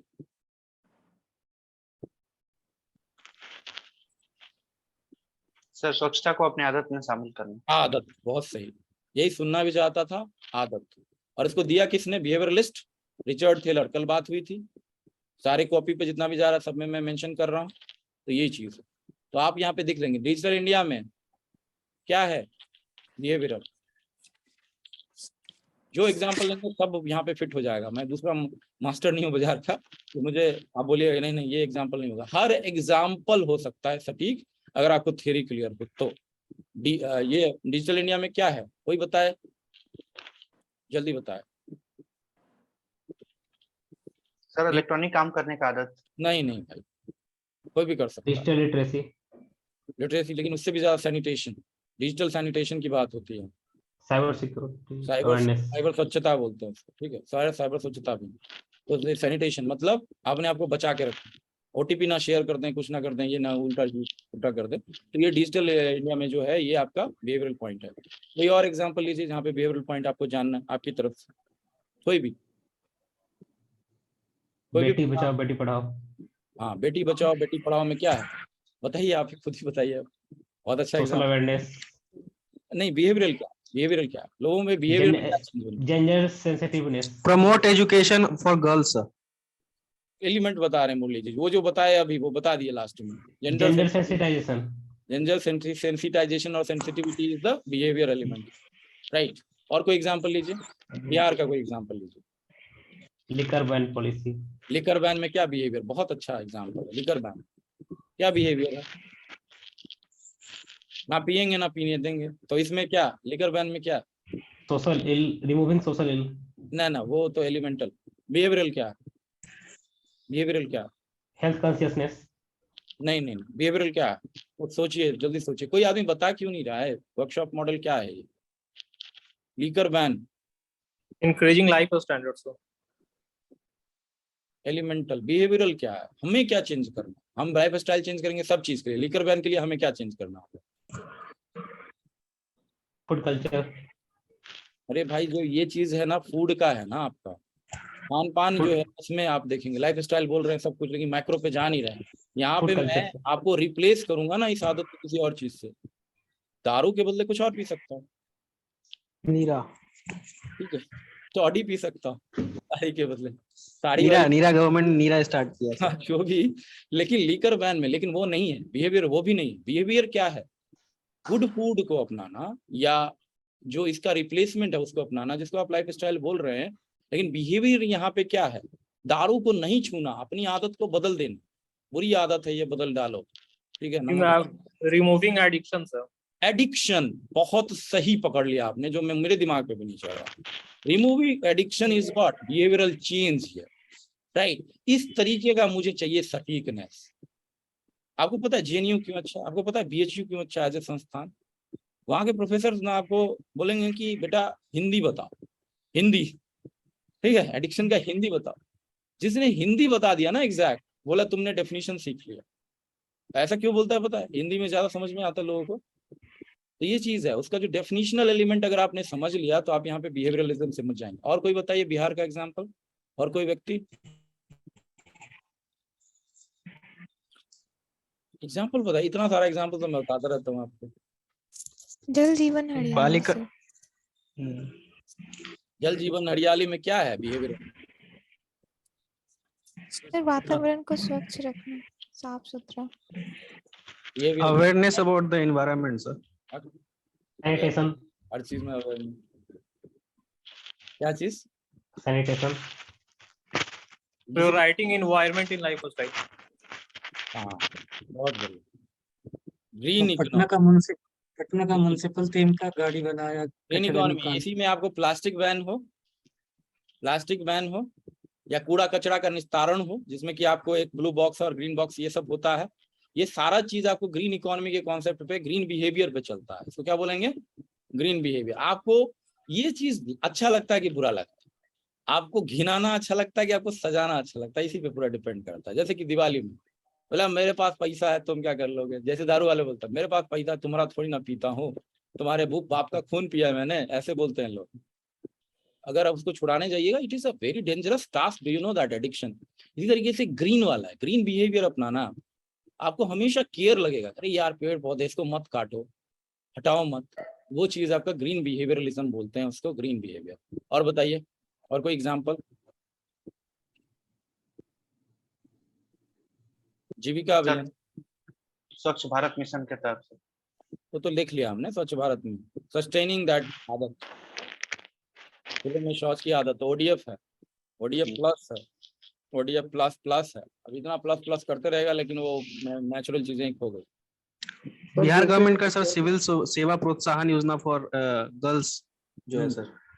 हाँ, तो इसमें क्या बिहेवियरल चेंज देखेंगे आप? लोग सिविल सर्विस के लिए उत्साहित करें, क्रिटिसाइज ना करें। चलिए ऑफिसर बनने, ऐसा ना बोलें मैं ऑफिसर बनने चलिए तो भाई बढ़िया है, बनो, आशीर्वाद है, ये वाली बात। म्युनिसिपल कॉर्पोरेशन का जो सॉन्ग थीम रहता है, कचरा निकालो गाड़ी वाला आया, और sanitation behaviour changing for sanitation वो टूल्स एंड टेक्निक्स हैं। चलिए तो इस पे हो गया बातचीत। ये समझ रहे हैं आप कि कैसे चेंज यहाँ पे करना होता है। तो यहाँ पे देखिए क्या लिखा है, 2 या 3 हम देखेंगे आंसर्स।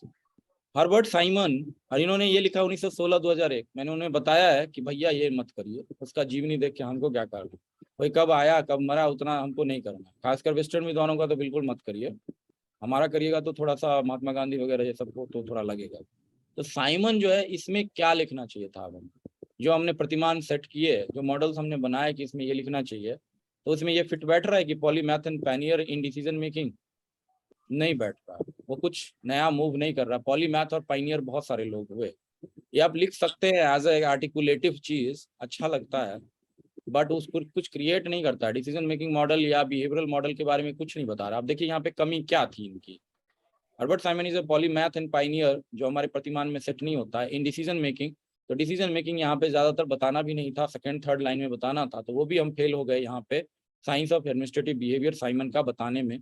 दूसरा, conception says decision making is nothing but optimal rational choice among alternative source of information available। मैंने इसका प्रेस तो किया है इनके वीडियो में, जो मैंने एवेल्युएशन वीडियो बनाया, बट यहाँ पे फिट करने के बजाय दूसरे या तीसरे पैरा में होता तो इस आंसर का ये फिट कोट है। इन्होंने डिफिनिशनल आइटम डाला है, तो ये प्रतिमान सही तो है, इन्होंने परिभाषित किया है, लेकिन ये परिभाषा अपने आप में यहाँ जल नहीं हो रहा है इस क्वेश्चन के लिए, बिहेवियरल साइंस ब्रॉडनेस के लिए। तो सबसे पहले मैंने आपको क्या बताया, ब्रॉड सोचिए, फिर उसमें 2nd 3rd लेवल का सोचिए, और फिर फ्लो दिखाइए। तो वो मूव यहाँ पे नहीं हो रहा, और ये इन्होंने छोटा लिखा ये वाला ठीक है लेकिन ये काम का नहीं है क्योंकि यहाँ पे साइंस ऑफ एडमिनिस्ट्रेटिव बिहेवियर, लेकिन गलत नहीं है, ये सही जगह पे प्लेस नहीं है, बस इतनी कमी है इसमें। अब आइए इस पे, इन्होंने ये पूरा बनाया ऑर्गेनाइजेशन का चार्ट के डिसीजन में, तो ये डिसीजन मेकिंग ही बता रहे हैं। वैल्यू प्रीमाइस और फैक्चुअल प्रीमाइस ये बिहेवियर का चीज है, लेकिन इसको हाईलाइट करना आपका काम वहां पे था पहले लेवल पे। अब उसके बाद साइमन ने इसके बाद पार्टिसिपेटिव ये सब बताने लगे ये, इसके बाद साइमन ने रैशनल मॉडल बताया, इनकरेज किया वेरियस मैनेजमेंट टेक्निक को पब्लिक पॉलिसी और साइंस ऑफ एडमिनिस्ट्रेशन में फिर से आपका छितरा हुआ है। इसके बाद Simon was fact value premise gives ये science of administration means choices are make from. अब देखिए ये बिहेवियरल चीज बता रहे हैं बॉन्डेड रैशनैलिटी और सब, लेकिन ये पहुंच कहाँ गए, फ्लो वाले पार्ट में पहुंच गए जहां निट्टी ग्रिटी बतानी है, जहां अंदरूनी चीजों को हाईलाइट करना था, तो ये आ गया, ठीक है। और इसके बाद मेजर कंट्रीब्यूशन पे आ गए, तो मेरा तो आंसर ये खा गए ना ये वाला पार्ट, मैं कहाँ से इवेल्युएट करूंगा इसको, इस बेसिस पे मैं इतने बेसिस पे इवेल्युएट करूंगा। लेकिन मैंने इनको अच्छा मार्क्स क्यों दिया, क्योंकि इनके कंटेंट में बहुत कम है, एग्जाम्पल बहुत सुपीरियर लिखते हैं। उसके बाद जो है बाकी सारी चीजें आप देखेंगे, फ्लो चार्ट बहुत सारा अच्छा है, बिहार का एग्जाम्पल लिखते हैं ये डेटा देखिए ये किस तरीके से ये सब लिखते हैं, बहुत ही लिखते हैं, 3-4 लिखते हैं ये एग्जाम्पल और बहुत जल्दी लिख जाते हैं, तो ये बहुत अच्छा देख रहे हैं। प्रोग्राम नॉन प्रोग्राम तो दिए बिना तो आपको नहीं रहेगा यहाँ पे नंबर आपको, लेकिन बात ये है कि आपने खा लिया एक क्वेश्चन को, ठीक है, तो इस पे ध्यान देंगे। दूसरा जो इनका था सर एक बार मेरा चेक करें। हाँ एक सेकेंड आपके आता हूँ। आज के जो टॉपर मैंने बताया क्या नाम, आलोक आलोक आलोक जी, आपने कोड किया था उस पे, कॉपी पे कोडिंग की थी आपने, आलोक लिखा था? यस सर लिखा था, बस एक सेकेंड।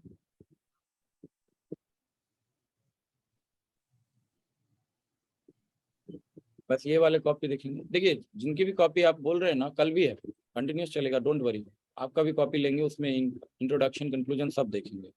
बट यहाँ पे बहुत करीने से चीजों को रखी जाती है, मैं तेज भाग जाऊंगा इसमें, अभी वो नहीं काम चलेगा। That's why I want you to listen it properly, have your body and mind and spirit intact here in the class, ठीक है। इतने करीने से कोई समझाने वाला नहीं है मार्केट में, टाइम ही नहीं लोगों के पास, पैसा कमाने से फुर्सत नहीं है।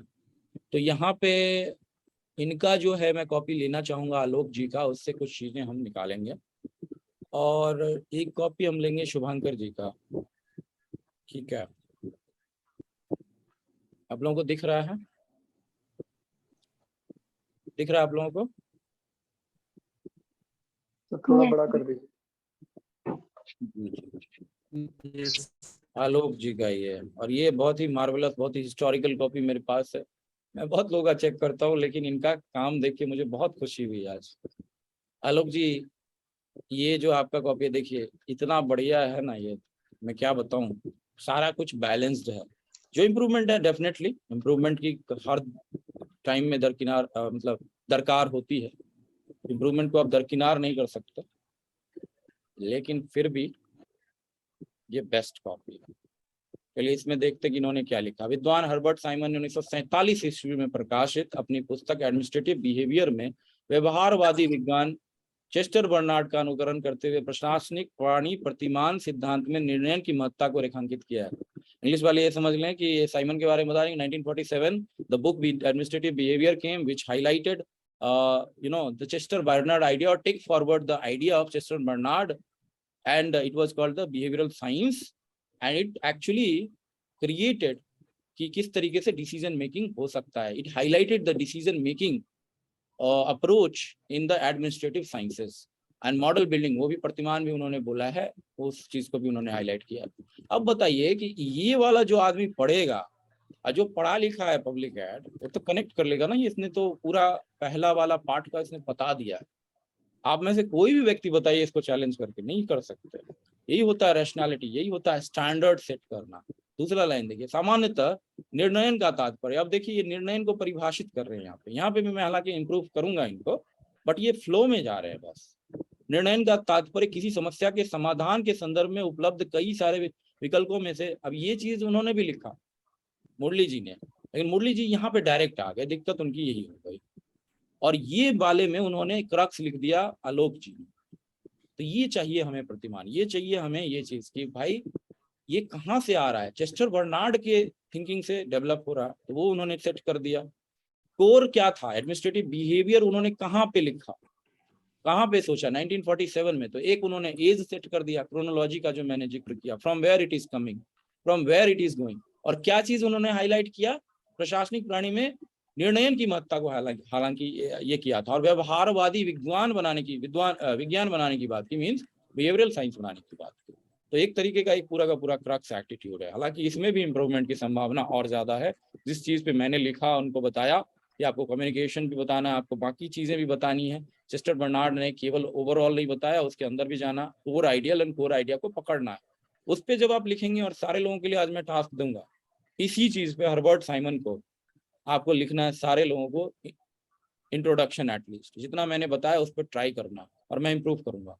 कम से कम एक ही या दो ही या तीन ही जो भी हो चुके हैं आपके, उसको आपको कई बार मैं लिखवाऊंगा और आपको सॉलिड बना दूंगा। मैं चेक करूंगा मैं उसको सबसे पहले, क्योंकि ये क्लास का मतलब क्या है, क्योंकि आपको चेक तो वहां भी मिल जाता है जो वीडियो के थ्रू, और मैं बाकी भी जो बचे वो सबको चेक करूंगा। जो मत सोचेगा चेक नहीं होगा। यहाँ देखिए, समांतर निर्णयन का तात्पर्य किसी समस्या के समाधान के संदर्भ में उपलब्ध कई सारे विकल्पों में से बेहतर विकल्प का, ये चीज चलिए ठीक है, ये उन्होंने बताया। उन्होंने भी ऑप्टिमल कैसे होता है, ऑप्टिमल चॉइस, ये भी मुरली जी ने बताया इंग्लिश में। इसी क्रम में साइमन ने निर्णयन को परिभाषित करते हुए इसे प्रबंध का हृदय तथा पर्यायवाची माना है। अब उसने क्या बोला, कोर आइडिया उन्होंने डिसीजन मेकिंग का यहाँ डाल दिया। तो एक बार बिहेवियर के बारे में अगर कहाँ से आ रहा है वो एलिमेंट भी आप ले आ रहे हैं, तो ये आंसर ये जो इंट्रोडक्शन है वो एक तरीके का स्टैंडर्ड हो गया। अगर इसमें ये नहीं होता तो ये यहाँ से ये उड़ा दिए रहते और ये लिखे रहते तो मैं खुशी नहीं होता। मैं बोलता रेटोरिक डाल दिया खाली, और इसी के बल पे मुझे प्रभावित करने की कोशिश कर रहे हैं, इन्फ्लुएंस करने की कोशिश कर रहा है। ये होना इसीलिए बहुत ज्यादा जरूरी है, लेकिन ये परफेक्ट नहीं। Introduction is not perfect. Introduction और भी बेहतर हो सकता है, और अभी बहुत सारे व्यवहारवादी सिद्धांत है क्या वो डिफाइन नहीं है। अब देखिए यहाँ पे बेहतर क्या हो सकता था वो मैं बता दूं, बोलेंगे कि नहीं ये तो बता दिया कि ये क्या है, इसमें क्या कमी है, इंप्रूवमेंट क्या होगा। तो यहाँ पे इतना लिखना था, और ये एकदम परफेक्ट है। इंग्लिश वाले भी इसको, इंग्लिश वाले भी इसका अनुवाद करके इंग्लिश में लिख लेंगे, कोई दिक्कत नहीं है उसमें। मैंने बता भी दिया आपको। यहाँ पे व्यवहारवादी विज्ञान जो है ना, विज्ञान, उसमें आपको लिखना है। क्या क्या लिखना है आपको मैंने बता दिया सारा चीज। क्लासिकल वाले में आइडियल क्या है, कोर। यहाँ पे जो कोर है उसको लिखना, वो मैंने समझाने के लिए लिखा। क्लासिकल उतारने मत लगिएगा पूरा, प्लीज समझिए बातों को, समझाने के लिए बोला हूँ। तो इसमें बिहेवियरल साइंस वाला सारा लिखना है आपको, communication, morale, motivation, decision making, सारा लिख देना। और फिर बोलना है डिसीजन मेकिंग साइमन का है, तो आपने लोकेट कर दिया पूरा। इसको बोलते हैं कि पूरी की पूरी बॉडी में जब डॉक्टर देखता है तो पूरी बॉडी का इलाज थोड़ी ना करने लगता है, लेकिन टोब के तो सारा जगह देखता है, ठोक ठाक के देखता है। न्यूरो वाले के पास जाएगा तो ठोकेगा आपको, और थोड़ा देर ठोकेगा, सेंसेशन हो रहा है नहीं हो रहा, जोर से ठोकेगा, सिर पे मार देगा, मतलब ऐसे ही बोल रहा हूँ।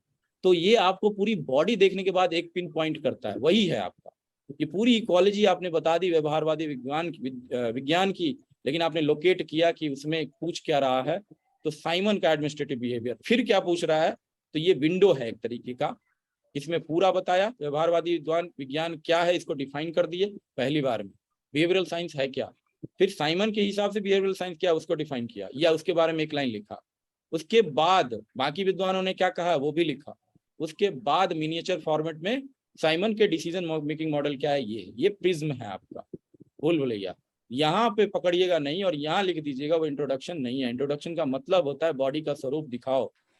स्वरूप विकराल होता है, उसी विकराल स्वरूप को थोड़ा डिफाइन करना है ब्रॉडली, और उसके बाद धीरे धीरे अंदर जाते जाना है, और फिर फ्लो आ जाएगा।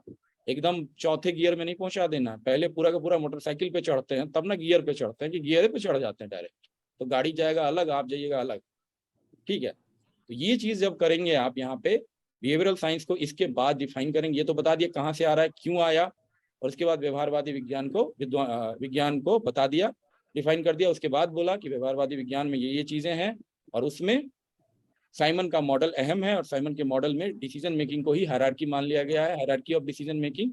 उसके बाद आपको जो लिखना है लिखिए, फ्री है आप। लेकिन इन्होंने एक चीज बहुत अच्छी की है कि उन्होंने बाकी विद्वानों के विचार डाले हैं, जिसको देख के परसुएट तो हो ही जाएगा।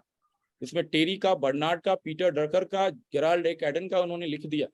लेकिन इन्होंने दिक्कत यहाँ पे क्या की है, इन्होंने बिहेवियरल साइंस के बारे में नहीं लिखवाया इन लोगों से, जबकि इन सारे लोगों ने बिहेवियरल साइंस के बारे में लिखा है। इन लोगों ने इनको बुलवाया है विकल्प के बारे में, जो ये क्वेश्चन इंट्रोडक्शन में नहीं है। इंट्रोडक्शन में और पहले पार्ट में क्वेश्चन बिहेवियरल साइंस के बारे में साइमन के, ठीक है। तो आप जब वो क्वेश्चन आएगा तो गलती मत करिएगा। नंबर इसलिए 140 आता है, वो सीधा काट देगा, आपको 5 नंबर दे के घर दे देगा। बाकी में आपके आए हैं, लेकिन आप खो देते हैं विश्वास। 140 जब आता है कि हमारा नंबर नहीं दिल को, मतलब नंबर भैया एक जगह नहीं दिया आपको, बाकी जगह दिया होगा। यहाँ आपने खा लिया, बिल्कुल समझा ही नहीं क्वेश्चन को, तो कैसे आप करेंगे। तो डिकोडेशन बहुत जरूरी है, एकदम प्रतिमान बनाने जरूरी है। मुझे लगता है कि इतना आज के लिए काफी है। हम इसको देखेंगे, वैसे देख लीजिए हर्बर्ट साइमन लोक प्रशासन के विकास के चौथे चरण, तो इसमें भी इन्होंने लोकेट किया है ब्रॉडली, ये बहुत जरूरी है।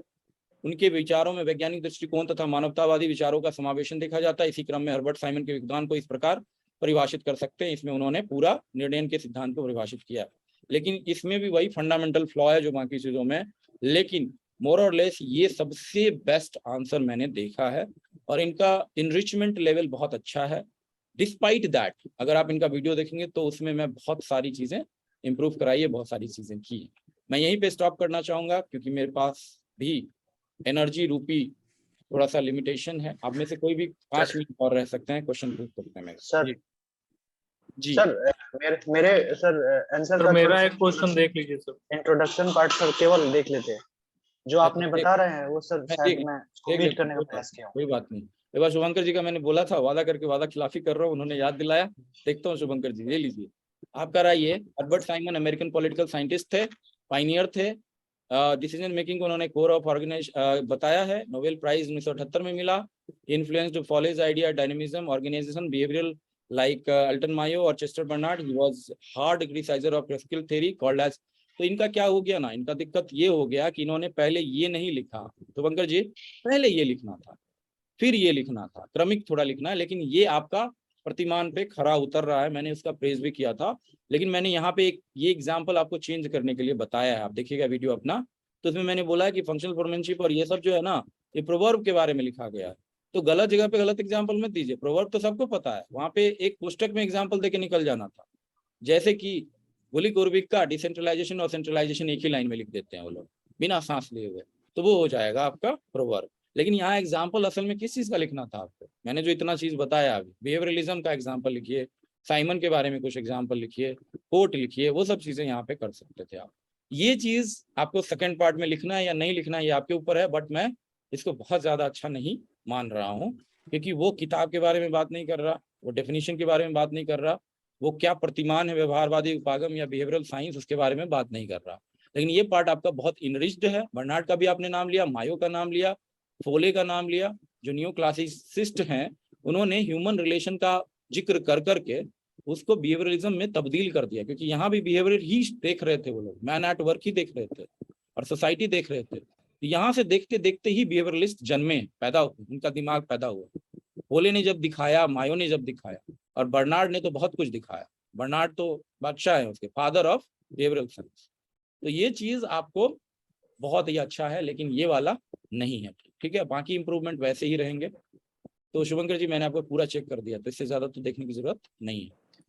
और अभी जो बोल रहे थे बाकी लोग जा सकते हैं, जिनका आपका ये डिमांड है कि कॉपी चेक करना है, बताइए, मैं देख लेता हूँ। रोहित हिंदी में देखना है सर। रोहित जी मैं आपका डाउनलोड करता हूँ और दिखता हूँ।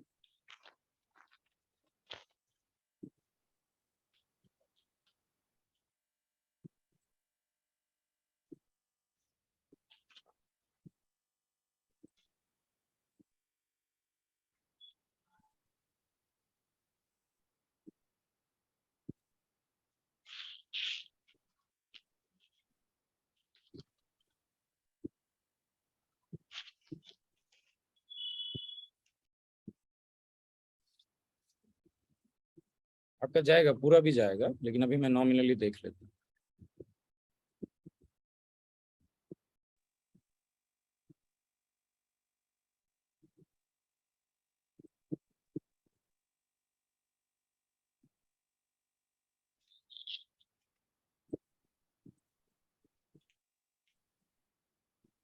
दिख रहा है आपको?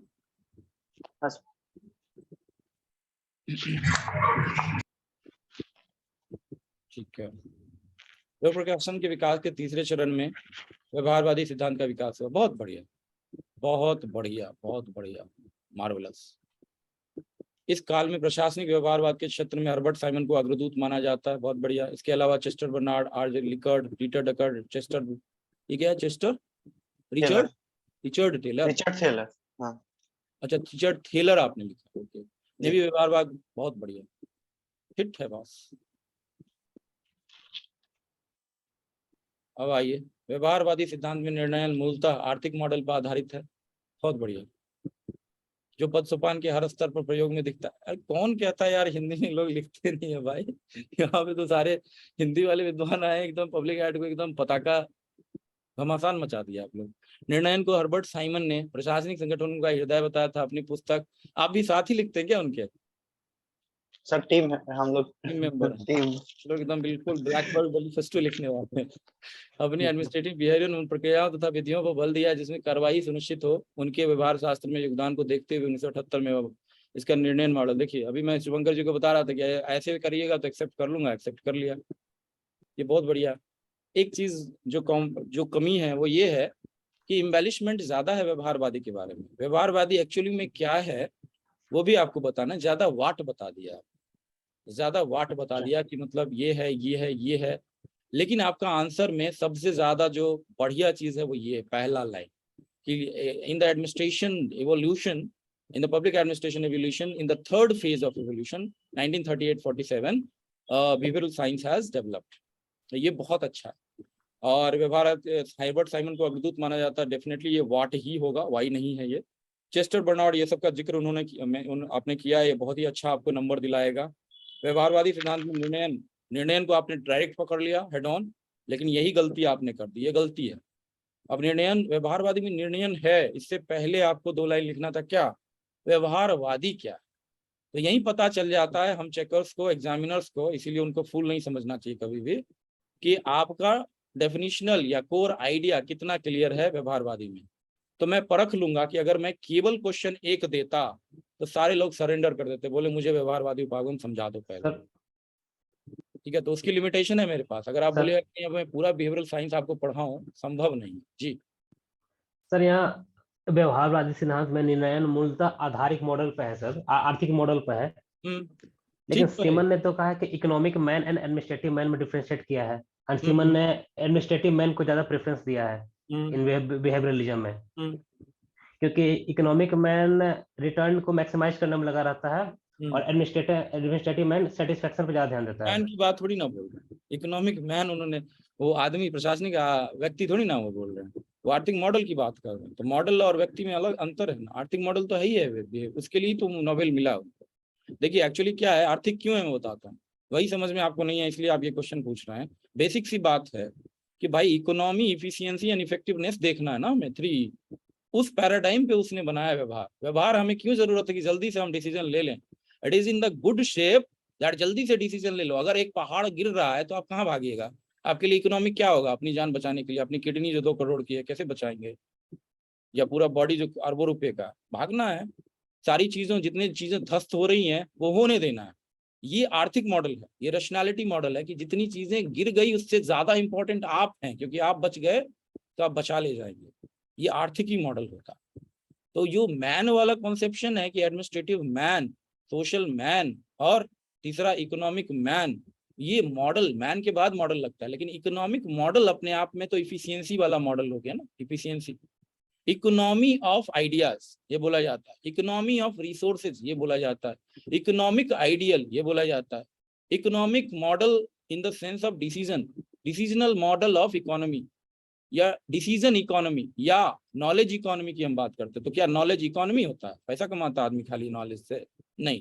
नॉलेज इकोनॉमी का मतलब है कि ऐसा इकोनॉमी जिसमें कि नॉलेज के बेस पे इकोनॉमी तय होगी। जैसे केरला ने अभी नॉलेज इकोनॉमी वाला मॉडल दिया था अपने बजट में। तो दोनों में अंतर है। और कुछ आपको डिफाइन जरूर करना है, जिनका ये है व्यवहारवादी उपागम या व्यवहारवादी सिद्धांत को आपको डिफाइन करना है, और वो भी इनके मॉडल पे कि साइमन ने उसके बारे में क्या समझा। तो despite this is very good introduction, only one thing is needed, जिसके लिए इतना आपने लिखा, उतना लिखने की जरूरत नहीं थी। यहाँ पहला लाइन लिखने के बाद बिहेवियरल साइंस को अगर आप डिफाइन कर ले जाते और साइमन की थिंकिंग उस पर बता ले जाते और बाकी विद्वानों का नाम जो आपने दिया वो लिख देते, तो ये सब आपको करने की कोई जरूरत नहीं है, हृदय और ये सब चीजें। हालांकि आप कर सकते हैं अगर आपके पास टाइम वाला रिसोर्स है तो, फिर टाइम है और स्पेस है तो दोनों ही चीज किया जा सकता है, क्योंकि थोड़ा लंबा है आपका इंट्रोडक्शन, वो एक कमी है। और ये चीज आपने एग्जैक्टली वही की है जो मैंने बताया, तो वो चीज आपने यहाँ डाला है। मैंने 2-3 वीडियोज में वो बताया कि आदर्शवादी, मानववादी, व्यवहारवादी में आपको बताना है। और कोई क्वेश्चन? अच्छा, यहाँ पे आपने किया है क्या डिफाइन? नीचे किया व्यवहार निम्नलिखित सिद्धांतों पर आधारित होता है, तो नहीं, वो वहां पे करना चाहिए आपको। लेकिन यहाँ पे किया है तो ठीक है, ये भी ठीक है, लेकिन उतना ज्यादा वाट मत लगाइए वहां पे, क्योंकि थक जाएगा, बोलेगा यार सब कुछ बता दिया मुझे, वापस रिवाइज करा दिया कॉन्सेप्ट। उतना मत रिवाइज कराइए, वो 2-3-4 लाइन लिखिए, क्योंकि वो इंट्रोडक्शन में काउंट होता है, पता है आपको। तो इंट्रोडक्शन में काउंट करते करते यहाँ तक आएगा तो आपका इंट्रोडक्शन कहाँ तक चला गया पता है आपको?